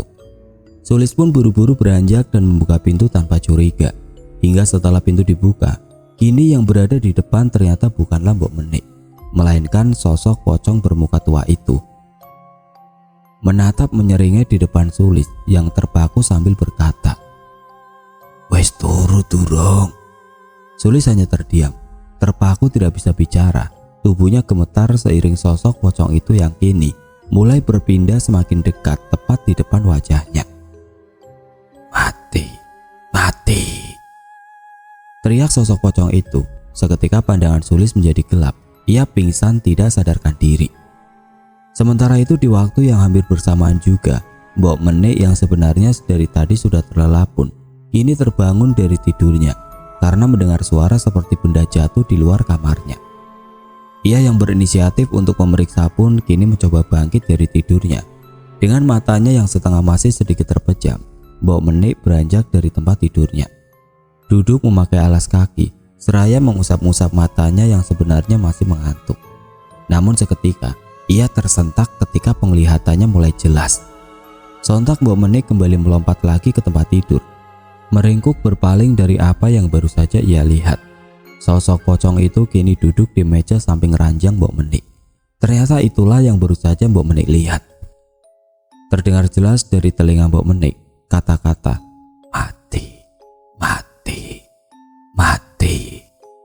Terus saja diucap berulang-ulang oleh sosok pocong itu dengan membisik parau dan mengerikan. Mbok Menik hanya bisa meringkuk membelakangi sosok itu. Dengan perlahan dan terbata, Mbok Menik mencoba untuk berdoa. Tapi setelah berulang kali Mbok Menik membaca doa itu, suara mati itu justru terdengar semakin menjadi-jadi. Mbok Menik yang ketakutan mulai menangis. Ampun, kata Mbok Menik gemetar. Hingga suara itu pun menghilang bersamaan suara ledakan yang terdengar dari atap rumah. Setelah itu perlahan Mbok Menik mulai memberanikan diri untuk menengok ke arah sosok itu yang untungnya kini sudah tidak ada. Tidak ada yang bisa dilakukan Mbok Menik selain mengambil tasbih dan berzikir sambil terus meringkuk membelakangi meja di mana sosok pocong itu tadi terduduk. Tidak sedikit pun matanya bisa terpejam. Hingga sampai azan subuh berkumandang, barulah Mbok Menik memberanikan diri untuk keluar dari kamarnya. Berjalan menuju dapur dengan langkah yang cukup tergesa-gesa, hingga ketika hampir ia sampai di depan kamar Sulis, Mbok Menik sedikit lega melihat pintu kamar Sulis yang tampak terbuka. Alhamdulillah, Sulis sudah bangun, ucap Mbok Menik sambil berjalan semakin mendekati kamar Sulis itu. Namun sesampainya ia di depan kamar Sulis, Mbok Menik tentu dibuat terkejut ketika melihat Sulis tengah tertidur di lantai. Lis, bangun. Kenapa kau tidur di lantai?" kata Mbok Menik pelan sambil menggoyangkan tubuh Sulis itu. Hingga akhirnya setelah beberapa saat Sulis pun berhasil terbangun, meski diawali dengan sedikit teriakan ketakutan yang keluar dari mulut Sulis. "Ah, ampun," ucap Sulis sambil spontan menutupi wajahnya dengan kedua tangannya. "Nyebut Lis, nyebut," kata Mbok Menik yang langsung menyadarkan Sulis dari ketakutannya. Tanpa sempat bangkit dari lantai, Sulis pun langsung bercerita tentang apa yang dilihatnya semalam, dengan mimik wajah yang masih tampak ketakutan. Sudah, sekarang kamu sholat subuh dulu," ucap Mbok Menik mengakhiri pembicaraan sambil menyodorkan tangannya untuk menyuruh Sulis bangkit dari lantai. "Aku semalam juga iya," kata Mbok Menik singkat seraya pergi ke arah belakang untuk mengambil wudhu. Sulis berjalan mengikuti Mbok Menik dan terus mencoba untuk mengajaknya berbicara. Hingga saat Mbok Menik berhenti dan ingin menanggapi itu, bersama dengan itulah suara teriakan terdengar. Itu adalah teriakan majikannya, Waluyo. "Bu, bangun. Begitu teriakan Waluyo yang saat itu terdengar oleh Sulis dan Mbok Menik. Buru-buru Mbok Menik dan Sulis menghampiri kamar majikannya itu dan menerobos masuk tanpa mengetuk pintu terlebih dulu. Dan pemandangan yang tidak mengenakan pun terjadi. Waluyo tampak memeluk dan menggoyang-goyangkan tubuh istrinya yang sudah tampak kaku dan membiru. "Tolong Mbok, tolong," ucap Waluyo dengan tangisnya. Namun semua sudah terlambat. Mbok Menik yang mendekat dan memegang kaki majikan perempuannya itu seketika langsung berucap, "Innalillahi wa inna ilaihi rajiun," kata Mbok Menik sambil mengusap lengan Waluyo. Sulis tampak bengong dan kebingungan. Otaknya masih mencoba untuk mencerna apa yang sedang terjadi di hadapannya itu. "Kasih tahu para tetangga," kata Mbok Menik menyuruh Sulis yang tampak berdiri kebingungan. Mendengar itu, Sulis pun langsung bergegas keluar, berjalan dengan panik keluar dari rumah dan mengetuk setiap pintu yang ia temui untuk mengabarkan kabar duka ini. Sungguh janggal kematian Suryani, mengingat semalam mereka masih makan bersama. Apakah Telu ini yang membunuhnya? Mbah Juwarno yang hari itu juga datang melayat langsung menyarankan Waluyo untuk segera pindah dari rumah ini. Beliau berujar sudah tidak sanggup menolong Waluyo setelah mendengar cerita dari Sulis bahwasanya telur angsa itu sudah pecah dengan sendirinya. Sulis dan Mbok Menik juga bercerita kepada Mbah Juwarno perihal pocong bermuka tua yang mereka lihat semalam. Mati. Begitu ucap Sulis menggambarkan perkataan dari sosok pocong itu. Mbah Juwarno hanya terdiam menggelengkan kepalanya, lalu mengajak Sulis dan Mbok Menik menjauhi keramaian. Di belakang rumah, Mbah Juwarno berkata yang pada intinya adalah jangan sampai apa yang dialami oleh Mbok Menik, Sulis dan Waluyo diketahui oleh orang lain. "Lantas, bagaimana kita ke depannya, Mbah? Apakah kita tetap tinggal di rumah ini atau bagaimana?" ucap Sulis menggunakan bahasa Jawa. "Gak apa-apa, itu pocong pati hanya bisa mengantar kematian 80 hari sekali," jawab Mbah Juwarno seraya meninggalkan Mbok Menik dan Sulis di belakang rumah. Menyaring dari omongan Mbah Juwarno berarti memang benar, sosok pocong pati itulah yang mengantar kematian kepada Suryani. Dan menurut perkataan Mbah Juwarno juga, pocong pati hanya bisa mengantar kematian atau mencari tumbal 80 hari sekali. Bersamaan dengan itu, upacara pemakaman Suryani pun berlangsung dengan penuh drama. Dari hujan yang turun begitu lebat dan liang kubur yang sempat 3 kali berpindah karena batu besar yang menghalangi penggalian. Tidak sampai di situ, karena tampaknya tidak banyak warga yang mau terlibat membantu. Hanya tetangga kanan kiri saja yang mungkin merasa tidak enak kalau harus tidak peduli.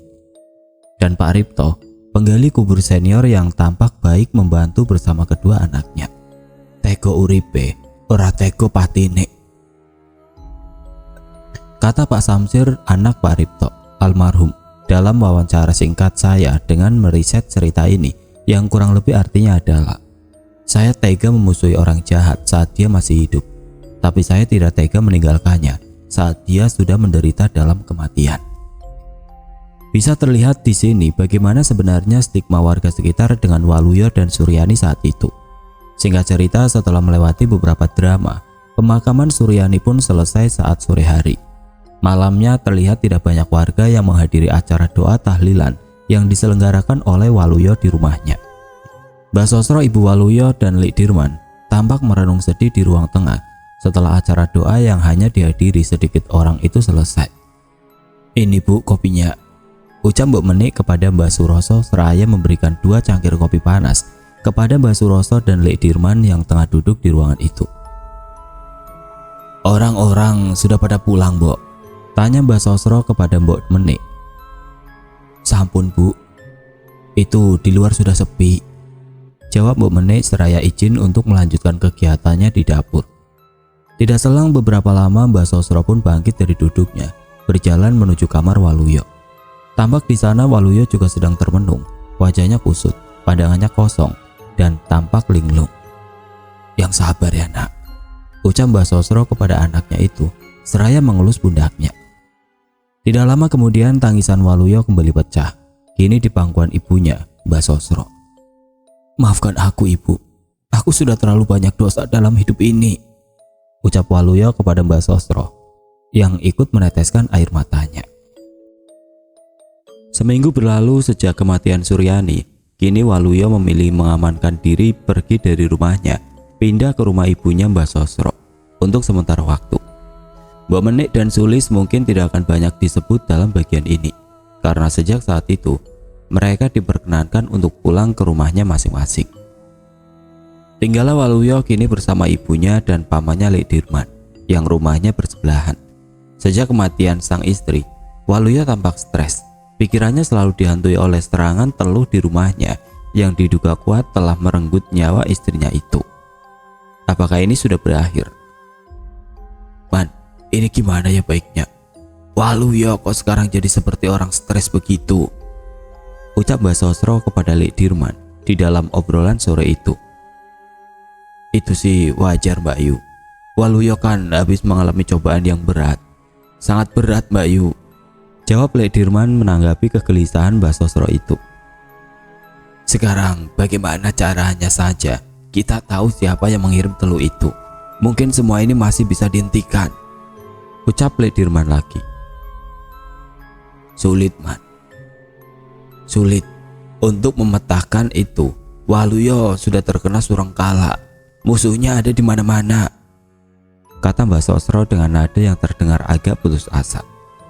Hingga pembicaraan itu pun terhenti oleh suara langkah kaki Waluyo yang keluar dari kamar. Dengan langkah gontai, Waluyo datang menghampiri ibu dan pamannya yang tengah berbincang di ruang tamu itu. Wajahnya tampak pucat, lusuh, dan badannya yang terlihat mengurus. Waluyo duduk di tengah-tengah ibu dan pamannya itu dan berkata, "Mbok, pocong itu berdiri terus di dalam kamar," kata Waluyo kepada Mbah Sosro dengan gemetar. Mbah Sosro hanya terdiam dan melirik ke arah Lik Dirman yang bergegas berlari ke kamar Waluyo, memeriksa dan mengobrak-abrik seluruh kamar. Namun tidak ditemukan apa-apa selain bau wangi bunga kemuning yang tidak berhasil ditemukan sumbernya di dalam kamar itu. Lik Dirman dengan penciumannya mulai mengikuti bau wangi itu yang justru menuntunnya keluar dan melangkah hingga akhirnya ditemukan titik bau itu yang ternyata berada dalam tubuh Waluyo. "Ada apa Paman?" ucap Waluyo layu, seraya melihat Lik Dirman yang terlihat membaui badannya. "Tidak apa-apa kok," jawab Lik Dirman dengan sedikit gugup. Singkat cerita, malam pun tiba. Waluyo sudah berada di kamarnya, entah tidur atau mengurung diri, yang jelas pintunya dikunci. Mbah Sosro yang sempat beberapa kali mengetuk untuk memeriksa keadaan anaknya itu pun cukup dibuat panik setelah tidak ada jawaban dari Waluyo. Malam itu sekitar pukul 10 malam, Mbah Sosro pergi ke rumah Lik Dirman untuk memberitahukan hal ini. Dengan tergopoh-gopoh, ia menerobos masuk ke rumah Lik Dirman yang untungnya masih terjaga. "Ono apa Mbak Yu?" kata Lik Dirman yang waktu itu tengah menyesap kopi di ruang tamunya. "Waluyo mengunci dirinya di dalam kamar. Aku ketuk-ketuk dan panggil, dari tadi tidak mau nyaut," kata Mbah Sosro dengan sedikit panik. Ledirman pun bangkit dan bergegas memeriksa Waluyo di rumah kakaknya itu. "Ayo, kita dobrak saja Mbak Ayu," kata Ledirman seraya berjalan ke rumah Mbak Sosro yang hanya berjarak beberapa meter saja. Setelah sampai, mereka pun masuk. Ledirman langsung menuju kamar di mana Waluyo berada dan mengetuknya. "Tak tak tak, Luyo." Begitu ketuk Ledirman secara berulang kali. Hingga setelah dirasa cukup lama dan tidak ada sambutan dari Waluyo, Ledirman pun meminta izin kepada Mbak Sosro untuk membuka paksa pintu itu. "Saya congkel ya Mbak Yu pintunya," kata Ledirman yang direspon oleh Mbak Sosro dengan anggukan kepala. Ledirman bergegas mengambil linggis ke rumahnya dan kembali lagi beberapa saat kemudian untuk mencongkel pintu itu. Hingga setelah beberapa menit berusaha, akhirnya pintu kamar itu berhasil dibuka dengan paksa. Mbak Sosro dan Ledirman bergegas masuk dan menghampiri Waluyo yang tampak terbaring. Dengan penuh kekhawatiran, Mbak Sosro menggoyangkan tubuh anaknya itu. "Yo, Luyo, tangi," ucap Mbak Sosro dengan wajah yang tampak panik. Namun akhirnya mereka pun bernafas lega ketika mendengar sambutan dari Waluyo yang terbangun. "Apa sih Bu?" ucap Waluyo seraya mengusap-usap matanya. Namun seakan tidak terjadi apa-apa, Waluyo kembali memalingkan tubuh dan seperti melanjutkan tidurnya. Hingga Mbak Sosro yang seperti sedikit heran pun memutuskan untuk kembali membiarkan anaknya itu kembali melanjutkan tidurnya. Mbak Sosro dan Ledirman keluar dari kamar seraya menggeleng-gelengkan kepalanya, seakan heran tapi tidak bisa menjelaskan semua ini dengan kata-kata. "Sudah Mbak Ayu, jangan terlalu khawatir," ucap Ledirman yang kini duduk di ruang tamu bersama Mbak Sosro. Selang 1 jam kemudian, sekitar pukul 11 malam, Ledirman pulang kembali ke rumahnya, meninggalkan Mbak Sosro yang juga tampak berjalan masuk menuju kamarnya untuk beristirahat. Sebelum memasuki kamarnya, sejenak Mbak Sosro menengok ke kamar Waluyo yang terlihat di sana dia baik-baik saja. Tertidur seperti orang sewajarnya, Mbak Sosro menghela nafas panjang dan berjalan perlahan masuk ke kamarnya. Detik berganti menit, menit pun berganti dengan jam. Suasana rumah nampak sepi dan tenang. Mbak Sosro sudah terlelap, begitu juga dengan Waluyo. Namun ternyata tidak untuk Ledirman yang berada di rumahnya. Beliau masih terjaga memikirkan keadaan kakak dan keponakannya.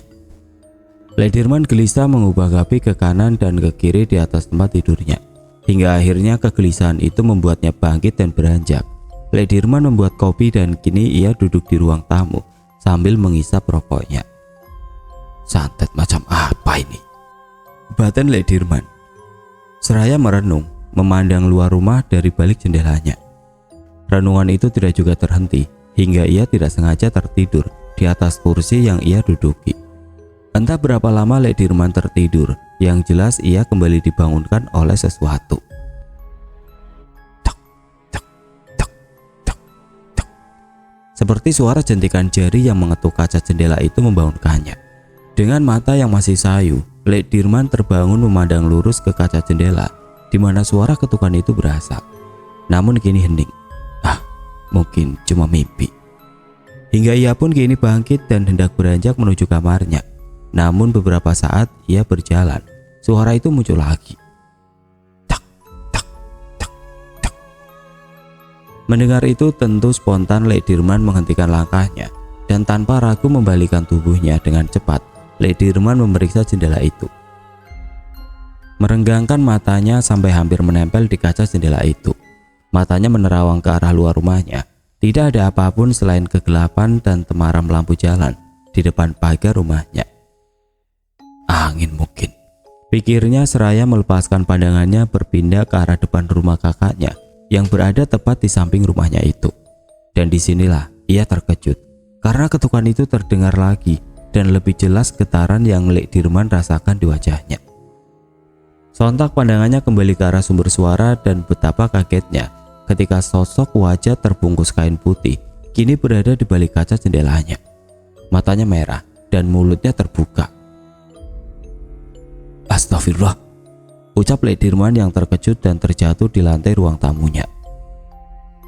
Siapa kamu? Pergi dari sini, ucap Lek Dirman dengan terbata kepada sosok pocong itu. Pocong itu hanya terdiam dengan masih terus membuka mulutnya. Lek Dirman merangkak mundur tanpa sedikit pun pandangannya berpaling dari sosok itu. Ia berdoa sebisanya dalam hati, meski itu tidak cukup bekerja.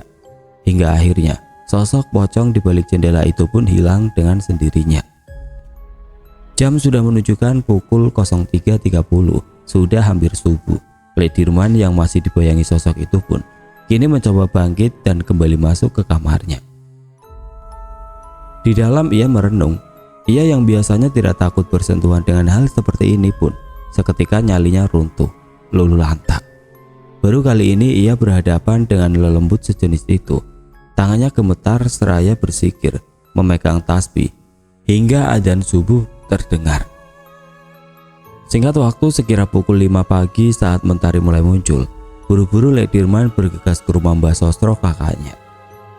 "Semalam aku sudah ditemui oleh pocong itu, Mbak Yu," kata Lek Dirman kepada Mbak Sosro di depan tungku perapian di ruang dapur. "Sama, Man," jawab Mbak Sosro singkat. "Apa Waluyo harus direnggut dulu ya, Man? Baru semua ini bisa berakhir," kata Mbak Sosro lagi setelah beberapa saat mereka terdiam. Namun belum sempat Lek Dirman menanggapi, suara teriakan Waluyo terdengar dari kamarnya memecah pembicaraan itu. Bergegas mereka berdua memeriksanya dan tampaklah Waluyo yang tengah menggelinjang kesakitan di atas tempat tidurnya. "Nyebut, Nang, nyebut," ucap Lek Dirman yang dalam waktu yang bersamaan juga menyadari ada ruam-ruam dan lebam yang muncul di tangan dan kaki Waluyo. "Panas, panas, panas," erang Waluyo yang tampak sakitan. "Apa yang kamu rasakan?" ucap Lek Dirman dengan gugup dan panik. "Panas, Lek, gatel, panas," jawab Waluyo seraya mengerang dan kini tampak menggaruk-garuk luka ruam dan lebam itu. Mbak Sosro segera mengambil kain sarung dan mengipas-ngipaskannya ke tubuh Waluyo. "Ke rumah sakit saja ya, Nak, ke rumah sakit," kata Mbak Sosro sambil terus mengipaskan kain sarung untuk meringankan rasa sakit yang dialami oleh anaknya itu. Singkat cerita, hari itu juga Waluyo dibawa ke rumah sakit untuk dirawat. Dan kabar yang cukup mencengangkan pun terdengar dari keterangan pihak medis yang menangani Waluyo. Bahwasanya Waluyo sepertinya sudah mengalami penyiksaan karena dilihat dari luka-luka bakar dan lebam yang terdapat di tubuh Waluyo. Lantas siapa yang menyiksanya? Mata Mbak Sosro dan Lek Dirman tampak terbelalak mendengar keterangan dokter itu. Namun mereka tidak bisa bicara banyak ketika pihak rumah sakit bertanya apakah Waluyo habis mengalami pengeroyokan, penganiayaan atau semacamnya. Hingga hari pun berlalu. Setelah seminggu Waluyo berada di rumah sakit, ia pun mulai stabil dan dibawa pulang kembali ke rumah Mbak Sosro. "Nanti aku mau ziarah ke makam Suryani, Bu," ucap Waluyo di dalam perjalanan mobil dari rumah sakit menuju rumahnya. "Besok saja setelah 40 hari. Sekarang kamu istirahat dulu biar bugar badannya," jawab Mbak Sosro di dalam mobil itu. Hingga kejadian aneh terjadi di perjalanan itu saat mobil yang mereka naiki berhenti di lampu merah. Seorang pria tua tiba-tiba menghampiri dengan pakaian yang lusuh dan compang-camping. Entah itu pengemis atau orang gila. Yang jelas pria itu mulai menempelkan wajahnya di kaca mobil yang mereka naiki itu. Berkeliling, seakan melihat siapa dan apa yang ada di dalam. Hingga ketika pria tua itu sampai di area kaca yang dekat dengan di mana Waluyo duduk, pria itu terhenti dan semakin melihat menerawang seraya mengucupkan kedua tangannya yang mungkin untuk memperjelas pandangannya. Dan setelah melihat Waluyo, pria itu tersenyum dan berkata, "Mati, mati, mati," ucap pria misterius itu hingga mobil pun kembali melaju karena lampu sudah hijau. Waluyo hanya menatap kebingungan setelah melihat itu. Ia sedikit menggeser posisi duduknya mendekati Mbak Sosro yang juga tampak syok. Namun tidak ada kata yang terucap hingga akhirnya mereka semua sampai di rumah. Dengan hati-hati Lek Dirman memapa Waluyo yang sebenarnya masih agak lemah untuk masuk ke dalam rumah, menuntunnya hingga masuk ke kamar. Tidak, aku tidak mau di kamar ini," ucap Waluyo yang sepertinya mengingat sesuatu. Hingga Mbak Sosro yang menyusul dari belakang pun menunjukkan kamar yang lain, yaitu kamar Mbak Cokro mendiang ayah Waluyo. Ia masuk dengan perlahan dituntun oleh Lek Dirman dan Mbah Sosro di belakangnya. Sepasang keris yang terpajang di dinding kamar itu seketika mengalihkan pandangan Mbah Sosro yang kini terlihat menghela nafas panjang. Seandainya dahulu aku tidak bisa ranjang, mungkin aku bisa mendidik Waluyo menjadi manusia yang lebih luhur. Begitu batin Mbah Sosro dalam lamunan sejenak di dalam kamar mendiang suaminya itu. Sudah, kamu tidur di sini dulu. Nanti Mbok Menik aku panggil ke sini untuk membantuku mengurusi rumah ini, kata Mbah Sosro kepada Waluyo kala itu. Tidak terasa sore pun tiba. Lek Dirman yang sudah selesai dengan urusan rumahnya tampak berjalan kembali menuju rumah kakaknya itu. Waluyo sedang apa Mbak Yuk? Kata Lek Dirman setelah masuk ke dalam rumah dan melihat Mbah Sosro yang tengah menjahit di ruang tamu. Lagi tidur, tadi habis makan banyak banget, jawab Mbah Sosro yang tampak sedang menjahit sebuah kain sarung. Oh, syukurlah kalau begitu, ucap Lek Dirman sambil berjalan masuk menuju dapur karena ingin membuat kopi. Lek Dirman berjalan santai, tapi pendengarannya teralihkan ketika ia melewati kamar yang kini ditempati Waluyo. Sempat terlewat beberapa langkah, Lek Dirman pun kini menghentikan langkahnya dan mengendap mundur. Dan tepat di depan kamar itu, sayup-sayup Lek Dirman mendengar suara. Lebih tepatnya suara dua orang yang tengah berbicara. Sedang ngobrol dengan siapa Waluyo ini? Batin Lek Dirman seraya mendekati kamar itu dan meraih gagang pintunya. Luyo, Luyo, panggil Lek Dirman pelan dari luar kamar. Suara itu masih terdengar. Lek Dirman yang penasaran pun perlahan membuka pintu dan masuk ke dalam kamar. Dengan jantung yang berdegup kencang, ia memeriksa ke kanan dan ke kiri. Suara itu seketika hilang. Tidak ada yang terlihat kecuali Waluyo yang tampak terlelap di atas tempat tidur. Apa toh iki? Batin Lek Dirman seraya keluar dari kamar itu tanpa sempat menutup pintunya kembali. Namun baru beberapa langkah Lek Dirman meninggalkan kamar itu. Tiba-tiba, suara kerenyitan pintu yang berderak menghentikan langkahnya. Sontak ia yang membalikan pandangannya kini melihat pintu itu tertutup dengan sendirinya. Perlahan namun kuat di akhirnya. Ceklak. Lek Dirman yang merasa janggal pun urung membuat kopi dan kembali keluar menuju ruang tamu. Duduk di samping Mbah Sosro yang masih belum selesai dengan jahitannya. Lah mana? Aku kira kamu itu bikin kopi tok, tanya Mbah Sosro yang melihat Lek Dirman kembali ke ruang itu dengan tangan hampa. Gak jadi Mbak Yu, kopinya kopi warung, bukan kopi asli, kata Lek Dirman mengarang-arang alasan. Hanya kalau nyari itu pakai mata, jangan pakai dengkul. Sudah tunggu sini, aku buatkan, kata Mbah Sosro sambil bercanda. Di ruang tamu Lek Dirman tampak gelisah, tentu memikirkan suara di kamar itu. Nalarnya mulai kacau memikirkannya. Diambillah sebatang rokok dari sakunya. Lek Dirman mulai menghisap rokoknya dengan penuh kegelisahan. Apa yang harus aku ceritakan ya? Batin Lek Dirman di antara sesapan rokok kreteknya. Tidak selang berapa lama Mbah Sosro pun datang membawa 2 cangkir kopi untuk dirinya dan Lek Dirman. Ini man, kopi bubuk khas kebun Sosro Sumantri, canda Mbah Sosro seraya menyodorkan cangkir ke depan Lek Dirman.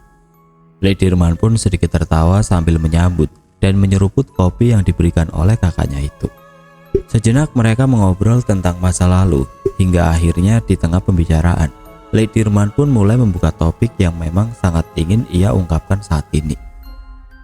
Sebelumnya, minta maaf loh Mbak Yu, ucap Lek Dirman membuka topik itu. Minta maaf gimana man? Masalah Waluyo, jawab Mbah Sosro yang langsung tahu arah topik pembicaraan itu. Iya Mbak Yu, dirimu ngerasa nggak kalau Waluyo sekarang berubah sikapnya seperti anak kecil? Kata Lek Dirman seraya mendekatkan posisi duduknya ke Mbah Sosro. Iya sih man, aku merasa. Tapi bukankah itu karena dia sakit itu kan? Tapi kalau dilihat, aneh juga sih, jawab Mbah Sosro seraya mengerutkan dahi. Apakah dirimu merasa kalau sekarang Waluyo aneh? Kata Lek Dirman yang mulai tampak kesulitan menjelaskan ini semua. Obrolan itu pun makin panjang dan dalam hingga mencapai kesimpulan bahwasanya Mbah Sosro yang sudah bersama Waluyo hampir sebulan ini merasa ada sesuatu yang mengikuti Waluyo. Meski Mbah Sosro tidak bisa menjelaskannya, tapi ia sepertinya sangat yakin dengan hal itu. Begitu juga Lek Dirman yang juga meyakini ini semua. Ada sesuatu jahat bersemayam dalam tubuh Waluyo. Semua ini didukung oleh perubahan Waluyo seiring bergulirnya waktu. Tidak terasa obrolan itu pun terhenti oleh suara azan maghrib yang berkumandang. Tampak perubahan raut wajah dari Mbah Sosro setelah pembicaraan yang cukup panjang itu. Nanti malam kamu tidur di sini ya Man, aku ditemani, kata Mbah Sosro saat Lek Dirman hendak pulang. Ia pun mengiyakannya, meski sebenarnya ia mulai merasa takut. Tapi siapa lagi saat ini yang harus ada kalau bukan dia? Singkat cerita, malam pun tiba. Sesuai permintaan kakaknya, Lek Dirman pun tidur di rumah Mbah Sosro dengan keberanian yang tidak seberapa itu. Cuma tidur saja, sangat sederhana. Batinnya yang duduk di ruang tamu sambil mendengarkan siaran radio untuk membunuh waktu di malam itu.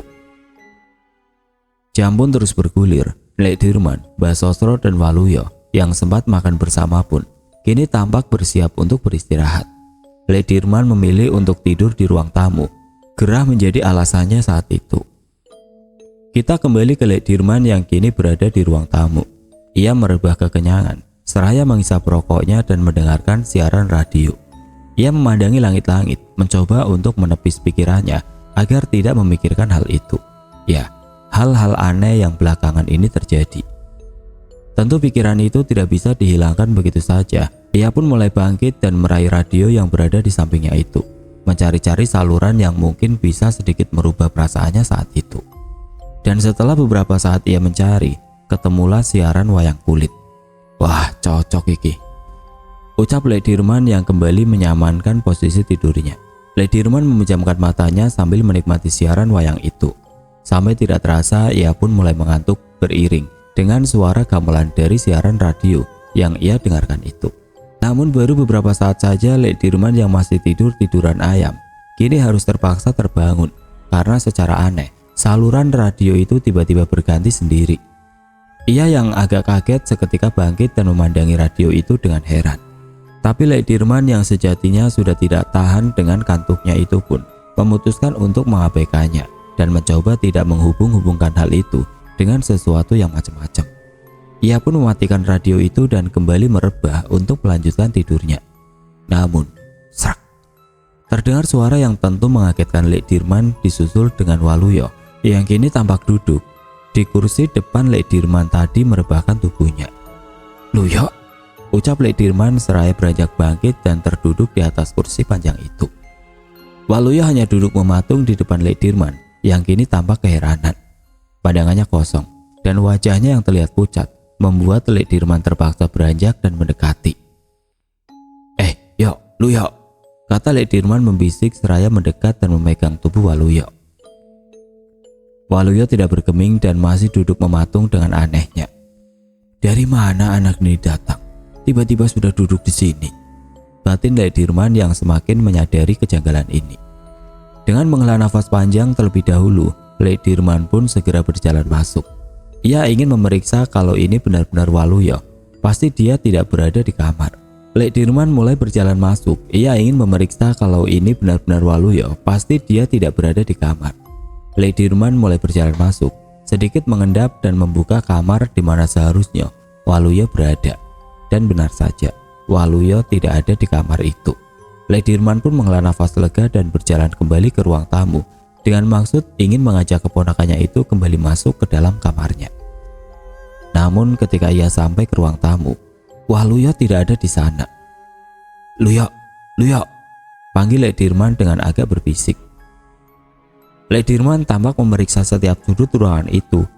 Namun memang kenyataannya Waluyo yang tadi duduk di sini sudah tidak ada. Seketika Lek Dirman bergidik, namun ia tetap harus mencari.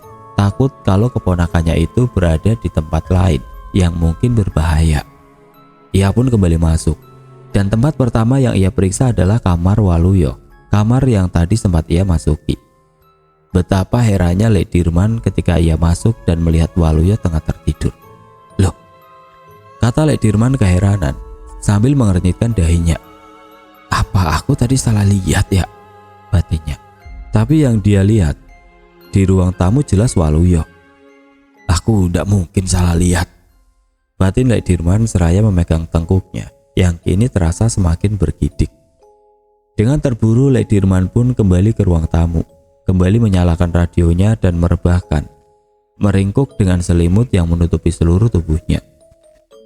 Brengsek, bajingan, ucap Lek Dirman pelan dari balik selimut itu. Ia yang memejamkan mata tentu percuma. Bukannya bisa tidur, justru keringatnya yang kini mulai bercucuran karena kegerahan. Pancen demit sikak, umpat Lek Dirman sambil membuka selimut sarungnya setelah beberapa saat bersembunyi di balik itu. Lek Dirman pun kini menyalakan rokok untuk menenangkan diri. Matanya yang terus menerawang ke sana kemari. Jangan panggil aku Dirman. Kalau tidak berani, ucapnya sekedar untuk membangkitkan keberaniannya. Dan benar saja, tidak lama setelah itu radio pun tiba-tiba mati. Begitu juga dengan lampu ruangan itu yang ikut padam. Lek Dirman yang terkejut spontan menaikkan kedua kakinya di atas kursi.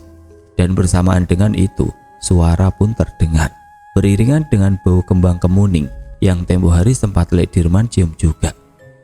brengsek, batin Lek Dirman dengan tangannya yang mulai bergetar.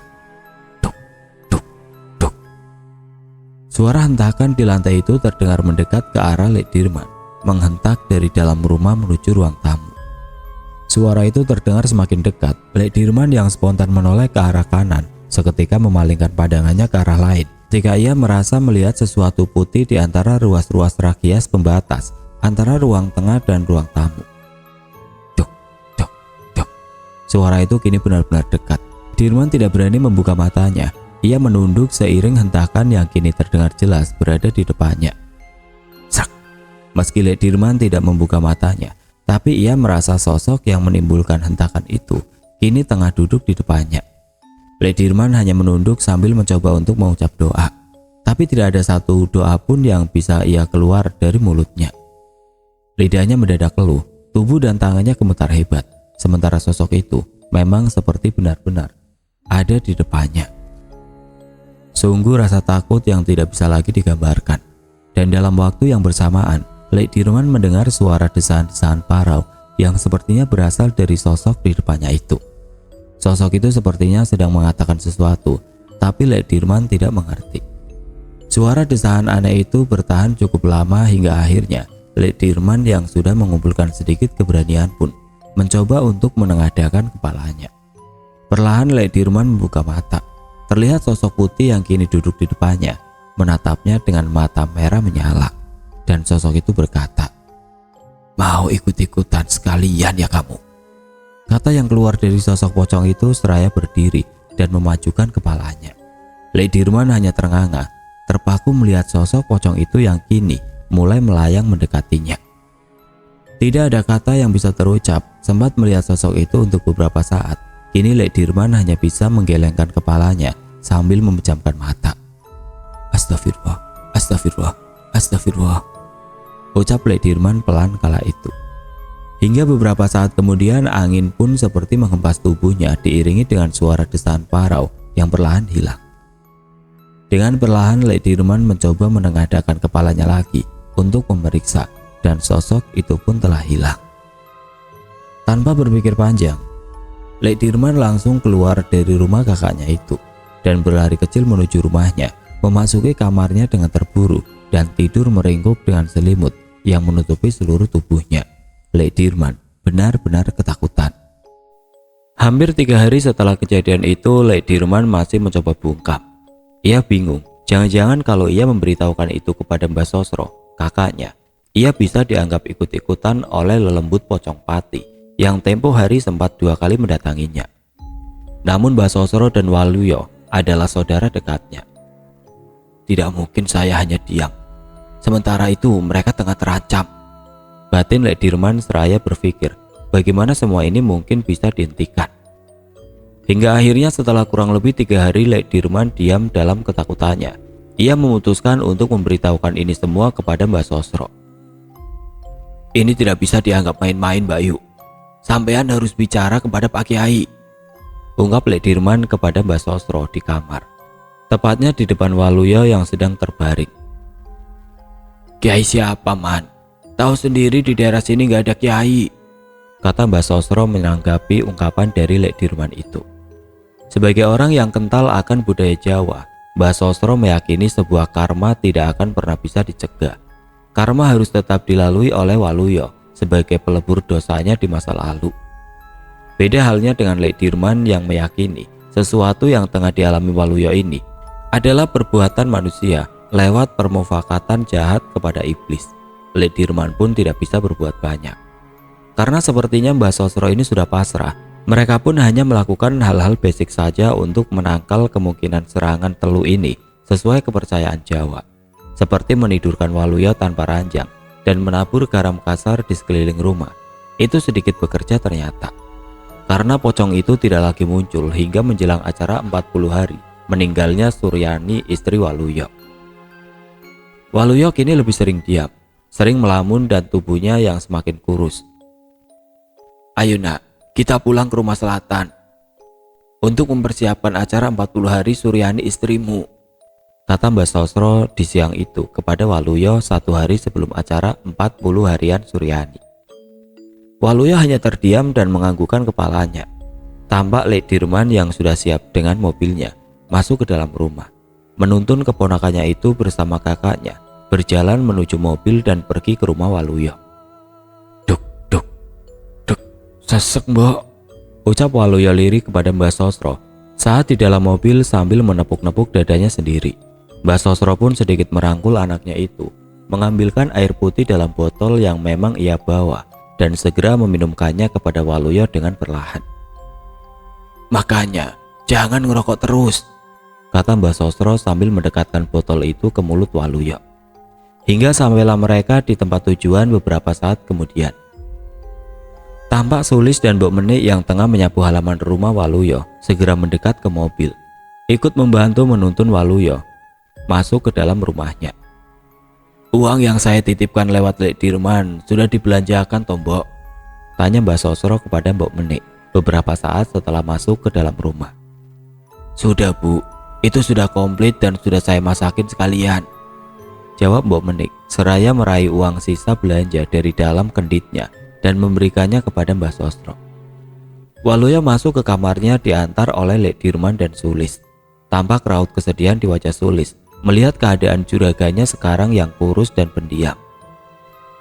Ayo, nata-nata kursi, ucap Lek Dirman kepada Sulis kala itu, seketika membuyarkan kerisauan Sulis. Sementara Mbok Menik dan Mbak Sosro yang tengah bersiap di dapur, Sulis dan Lek Dirman kini tampak tengah menggeser-geser kursi di ruang tamu dan menggelar tikar setelahnya. Kamu tahu nggak, Lis, siapa kira-kira orang yang membuat Waluyo menjadi seperti ini? Ucap Lek Dirman dengan tiba-tiba saja kepada Sulis yang tengah membenarkan posisi karpet yang agak melengkung. Wah, kula nggih mboten ngertos. Likman nyewun sewun nggih. Kalau boleh dipetakan, hampir semua orang di kampung ini ndak suka sama Ibu Suryani, ucap Sulis dengan sedikit gugup dan membisik. Kalau yang paling habis-habisan gegara hutang dengan Waluyo, kira-kira siapa, Lis? Kata Lek Dirman lagi seraya mendekat. Sulis tamak berpikir sejenak. Ia mulai memetakan orang-orang yang sempat berhutang dengan Waluyo, hingga ketika Sulis mulai mengingat sebuah nama dan hendak mengatakan itu, obrolan mereka pun dialihkan oleh suara erangan dari Waluyo. Tolong, tolong, tolong, erang Waluyo dari dalam kamarnya. Semua orang di dalam rumah itu tentu mendengar dan segera menghampiri. Lek Dirman dan Sulis yang pertama kali datang melihat Waluyo tengah menepuk-nepuk dadanya. Sesek aku, sesek dadaku, panas, ucap Waluyo yang terbaring di kasur lantai kamar itu. Sulis bergegas mengambilkan air putih di dapur seraya memberitahukan ini kepada Mbah Sosro dan Mbok Menik yang belum begitu ngeh dengan suara erangan dari Waluyo. Waluyo sudah sedikit ditenangkan setelah meminum air putih dan air sirih wulung yang dioleskan oleh Mbah Sosro di sekitaran dadanya. Apa tidak dibawa ke rumah sakit saja, Bu? Ucap Mbok Menik kepada Mbah Sosro saat itu. Kemarin sudah saya panggilkan mantri yang datang langsung ke rumah, dan menurut dia Waluyo tidak kenapa-napa, jawab Mbah Sosro seraya menghela nafasnya. Singkat cerita, malam pun tiba. Lek Dirman sudah pulang ke rumahnya dan akan kembali lagi ke sini esok hari. Akhirnya tidur di sini lagi. Semoga tidak terjadi apa-apa. Batin Sulis di kamarnya malam itu seraya menutupi separuh tubuhnya dengan kain sarung yang semula ia selempangkan di pundaknya. Hampir sebulan ia tidak menginap di rumah juraganya itu. Ingatan-ingatan tentang sosok pocong yang pernah mendatanginya pun tentu seketika muncul yang langsung Sulis tepis dengan menyalakan radio di sampingnya. Sementara itu di ruangan lain terlihat Mbok Menik baru saja selesai sholat isya. Sambil masih mengenakan mukena, ia duduk di atas ranjang. Tangan kanannya memegang tasbih dengan mulutnya yang tidak berhenti bersikir. Sesekali Mbok Menik melihat ke kanan dan ke kiri, sama seperti Sulis. Ingatannya kembali lagi ke pocong itu, yang sedikit banyak tentu membangkitkan rasa takutnya. Mati, mati. Itulah kata yang seketika terngiang di ingatan Mbok Menik. Kata yang sempat terucap oleh sosok pocong itu. Di waktu yang bersamaan, Mbah Sosro tampak berjalan kembali ke ruangannya, sehabis menemani Waluyo yang kini sudah tertidur. Wajahnya tampak gelisah, menengok ke arah jam dinding yang menunjukkan hampir pukul 11 malam. Lampu ruang tengah yang tiba-tiba berkedip membuat Mbah Sosro sedikit mempercepat langkahnya dan segera masuk ke dalam kamar mengunci pintu dan merebah di atas tempat tidurnya. Jam terus berlalu. Kini menunjukkan hampir pukul 00 malam. Mbah Sosro, Sulis dan Mbok Menik masih terjaga di kamarnya masing-masing. Entah apa yang mereka rasakan, yang jelas mereka rasa malam itu terasa sangat aneh, janggal dan sulit dijelaskan. Suara orang berjalan dengan menyeret kaki pun terdengar, diakhiri oleh suara duk di setiap jedanya. Serak, duk. Begitu kira-kira suara itu. Di dalam kamarnya masing-masing, Sulis, Mbok Menik dan Mbah Sosro mendengar suara itu. Serak, duk. Sulis yang pertama kali bangkit dan hendak mengintip. Ia merasa tidak cukup nyali. Tapi dengan sedikit ragu, ia pun berjalan mendekat dan menempelkan telinganya di daun pintu kamarnya. Suara itu memang benar-benar ada, seperti berkutat di ruang makan yang berada beberapa meter saja dari kamar Sulis. Serak, duk. Mendengar itu, Sulis langsung menjauhkan telinganya dan melompat ke atas tempat tidur. Malam ini ia tidak ingin berurusan dengan itu lagi. Di waktu yang bersamaan, Mbok Menik yang juga mendengar suara itu langsung bergegas menengok jendela kamarnya. Beda dengan Sulis, Mbok Menik justru merasa suara itu berasal dari luar rumah. Serak, duk. Dengan penuh keraguan, ia sedikit menyingkap tirai jendela kamarnya, mengintip, dan meski suara itu masih terdengar, Mbok Menik tidak melihat apapun di luar selain kegelapan malam. Ia pun kembali menutup tirai itu, kembali merebah dan mencoba untuk tidak memperdulikan suara itu yang masih saja terdengar. Masih di waktu yang sama, Mbah Sosro kini tampak terduduk di atas ranjangnya, mengamati suara itu seraya mengernyitkan dahinya. Suara apa itu? Batinnya seraya turun dari atas ranjang dan mengenakan alas kaki. Mbah Sosro berjalan perlahan dan keluar dari kamar itu. Serak, duk. Mbok Lis, panggil Mbah Sosro dengan sedikit pelan. Serak, duk. Suara itu masih terdengar. Mbah Sosro yang mulai ragu pun segera masuk kembali ke kamarnya seraya memegang tengkuknya yang sudah bergidik. Serak, duk. Entah berapa lama suara itu bertahan, yang jelas perlahan bau bunga kemuning mulai tercium di setiap ruangan di rumah itu. Mbok Menik, Sulis dan Mbah Sosro tengah sibuk dengan ketakutannya di dalam kamarnya masing-masing. Hingga terdengar suara teriakan dari Waluyo dari dalam kamarnya yang sontak membuat mereka semua mau tidak mau harus keluar untuk memeriksanya. Mbah Sosro yang pertama kali datang disusul oleh Mbok Menik dan Sulis yang tampak tergopoh-gopoh masuk ke dalam kamar Waluyo. Tampak dia sedang menggelinjang kesakitan, memegang perut dan dadanya. Panas, Mbok, panas. Erang Waluyo beberapa saat setelah Mbah Sosro, Sulis dan Mbok Menik masuk. Istighfar, Nang, istighfar, ucap Mbak Sosro sambil memegang kepala anaknya itu. Perut Waluyo tampak agak membuncit, aneh sekali. Dan bersamaan dengan itu, suara itu muncul lagi. Serak, duk, serak, duk. Terdengar jelas di setiap jeda erangan Waluyo. Mbak Sosro terlihat mengelus perut Waluyo seraya mengucapkan doa yang tidak Sulis dan Mbok Menik ketahui. Hingga dengan ajaibnya perlahan Waluyo mulai tenang. Namun tidak dengan suara itu. Serak, dok. Hentakannya terdengar menggema di dalam rumah. Mbah Sosro menoleh ke arah Sulis dan Mbok Menik yang berada di belakangnya. Tatapan matanya seakan bertanya-tanya tentang suara hentakan yang berada di luar. Serak, dok.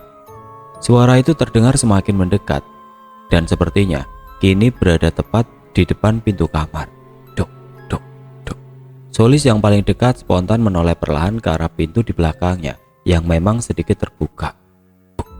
Duk, duk, duk. Menghentak ke lantai, Sulis sontak kembali memalingkan pandangannya dan mendekatkan posisinya ke arah Mbok Menik berdiri. Tenang, tenang, ucap Mbok Menik pelan dengan nada bicaranya yang terlihat ketakutan. Hingga pintu pun terbanting dan terbuka. Mbok Menik, Mbah Sosro dan Sulis yang spontan menoleh ke kiri. Akhirnya diperlihatkan oleh sosok yang menjadi sebab dari suara itu. Ya benar, pocong itu yang kini menampakkan dirinya tepat di depan pintu. Brak!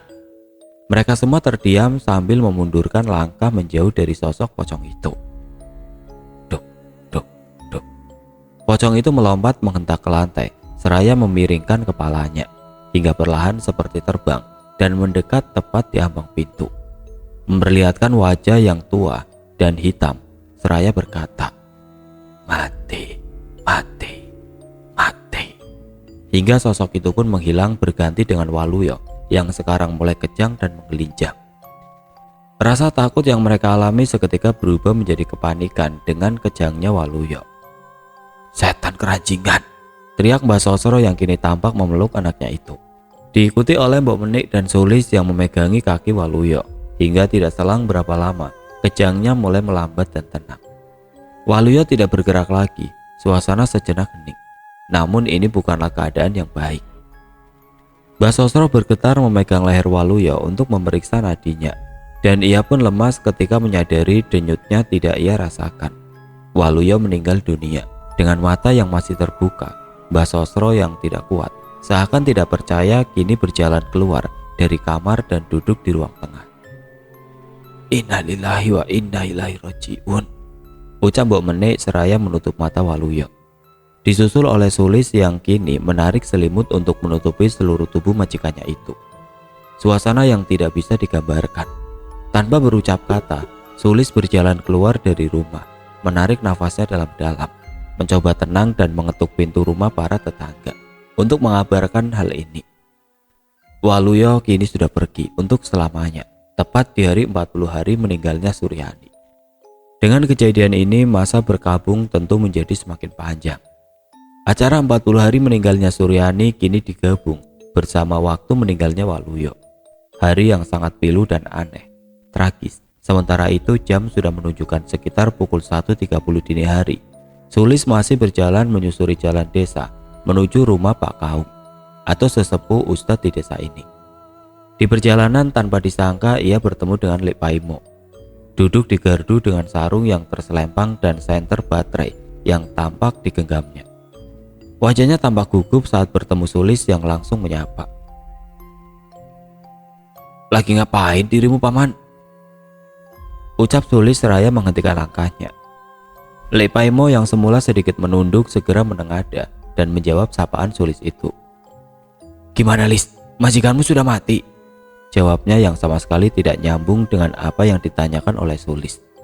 Sulis terheran-heran mendengar perkataan dari Lek Paimo itu. Bagaimana dia bisa tahu kalau majikanku sudah meninggal?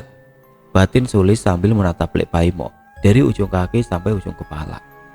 Penglihatan Sulis sempat terhenti di tangan Pak Lek Paimo yang terlihat kotor dengan tanah.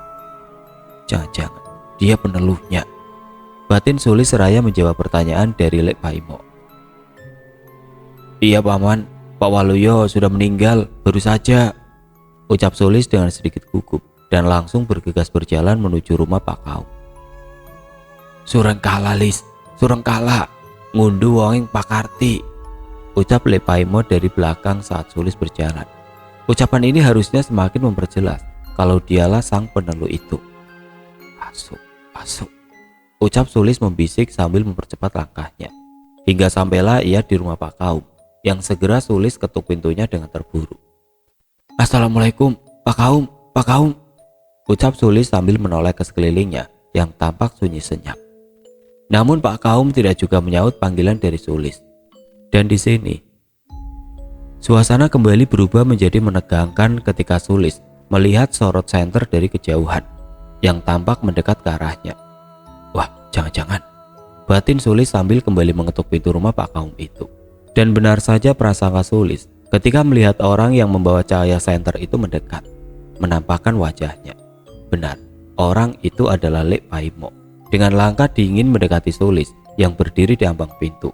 Tubuhnya tampak menguncup ketakutan saat Lek Paimo kini benar-benar ada di depannya dan berkata, "Surengkala, Lis, musuh Waluyo itu ada di mana-mana," ucap Pak Lek Paimo dengan penuh amarah. Sulis tentu tidak menjawab pertanyaan itu. Ia hanya mengangguk sambil merendahkan dadanya. Hingga suasana pun sedikit terselamatkan ketika Pak Kaum yang ditunggu-tunggu kini membuka pintu. Ada apa, Lis? Sini masuk," ucap Pak Kaum dengan wajah kantuknya. Lek Paimo pun berjalan menjauh menuju ujung desa. Sulis masuk dan tentu segera memberitahukan berita duka ini kepada Pak Kaum, yang dengan segera beliau langsung ke masjid untuk mengumumkan warta duka ini. Setelah itu Sulis kembali ke rumah majikannya itu untuk mempersiapkan semuanya. Tampak di sana beberapa tetangga sekitar sudah berkumpul, mendirikan tenda yang baru seminggu lalu dibongkar. Tidak ada suasana haru ataupun sedih, semuanya datar. Terlihat Mbah Sosro yang duduk di ruang tengah, melamun memikirkan sesuatu sementara Mbok Menik tengah membuatkan satu teh hangat untuk para warga. Detik berganti menit, menit pun berganti dengan jam. Mbah Sosro sedikitnya bersyukur dalam kesedihan ini. Tidak seperti saat meninggalnya Suryani menantunya yang sepi. Saat meninggalnya Waluyo, kini lebih banyak warga yang datang, cukup ramai. Singkat cerita, esok hari sekitar pukul 7 pagi, Waluyo pun dikebumikan di pusara samping istri dan anaknya. Semua berlangsung hening, namun tidak untuk setelahnya. Kabar kematian keluarga Waluyo karena teluh santer tersebar tanpa mereka tahu siapa pelakunya. Kecuali Sulis, narasumber utama dalam cerita ini, yang meyakini sang peneluh itu adalah Lek Paimo. Entahlah, Allahu alam. Sulis memilih bungkam sampai sekarang karena dia pikir tidak ada gunanya juga ia berkoar-koar tentang siapa sang peneluh itu. Kita semua ingatkan dengan Baju Warno. Paranormal yang sempat membantu Waluyo, tebakannya tentang Pocong Pati juga sepertinya meleset. Yang ia katakan pocong itu akan mengantar kematian setiap 80 hari sekali. Tapi ternyata hanya 40 hari saja Waluyo sudah menyusul istrinya. Apakah benar Suryani dan Waluyo mati karena teluh? Apakah teluh itu benar adanya? Kalian semua belum akan percaya bila belum menyaksikannya atau melihat orang terdekat Anda mengalami itu. Kembali ke Sulis, ia menuduh Lek Paimo tidak semata-mata karena perkataannya di malam setelah kematian Waluyo saja, yang dengan aneh muncul di jalan, seperti sudah menunggu lewatnya Sulis untuk mengabarkan kematian Waluyo. Dengan wajah gugup dan tangan yang berlumuran tanah, menurut keterangan Sulis, Lek Paimo adalah salah satu korban hutang Waluyo. Hutang yang ia pinjam untuk berobat istrinya tidak bisa ia bayar. Dan satu kejadian yang menjadi pematik dari semua ini yaitu ketika Waluyo menagih hutang itu ke Lek Paimo. Entah apa yang terjadi di sana, yang jelas selang sehari setelah itu, istri Lek Paimo yang sakit akhirnya meninggal dunia. Lek Paimo sempat gembar-gembor kalau penyebabnya adalah Waluyo yang kala itu secara kasar masuk ke rumahnya dan membuat sang istri kaget. Drop, kesehatannya menurun dan membuatnya meninggal. Menurut Sulis lagi, sejak saat itu Lek Paimo menyimpan dendam dan bersekutu dengan iblis untuk membalasnya. Semua orang memang mempunyai cara masing-masing untuk melepaskan beban di dadanya, dan mungkin itu menjadi cara Lek Paimo. Namun pada akhirnya, semuanya sama saja. Keadaan Lek Paimo juga bisa dibilang sama menyedihkannya, karena 2 tahun setelah dendamnya tuntas, Lek Paimo ditemukan mati bunuh diri, menggantung dirinya dengan kain sarung di pintu bendungan pinggir desa. Entah apa penyebabnya, apakah ia menyesal atau karena kesepian. Yang jelas balas dendam mungkin bisa membuat kita mempunyai perasaan lega, tapi beban yang kita pikul setelahnya tetap kekal adanya. Kita tutup tulisan ini dengan Mbak Sosro, wanita sepuh yang sempat kecewa terhadap anaknya, memutuskan untuk tegar dan ikhlas. Beliau berangkat haji 2 tahun setelah kepergian Waluyo dan menjadi wanita yang paling beruntung setelah apa yang ia lalui. Mbah Sosro meninggal di Tanah Suci saat menunaikan kewajibannya. Singkat cerita, sureng kala ini yang saya coba rangkai dengan apa adanya. Semoga ada hal baik yang bisa kita petik. Apabila ada salah kata, saya sebagai makhluk fana mohon maaf.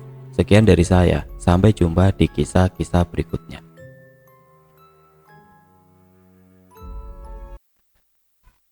Oke teman-teman, sekian untuk kisah kali ini. Semoga dari apa yang sudah saya sampaikan dalam kisah ini dapat dijadikan pembelajaran untuk kita semua. Dan buat teman-teman yang baru bergabung, jangan lupa untuk like, komen, share, serta subscribe channel ini. Dan nantikan kisah-kisah horor berikutnya tetap di channel Radio Horor. Wassalamualaikum warahmatullahi wabarakatuh.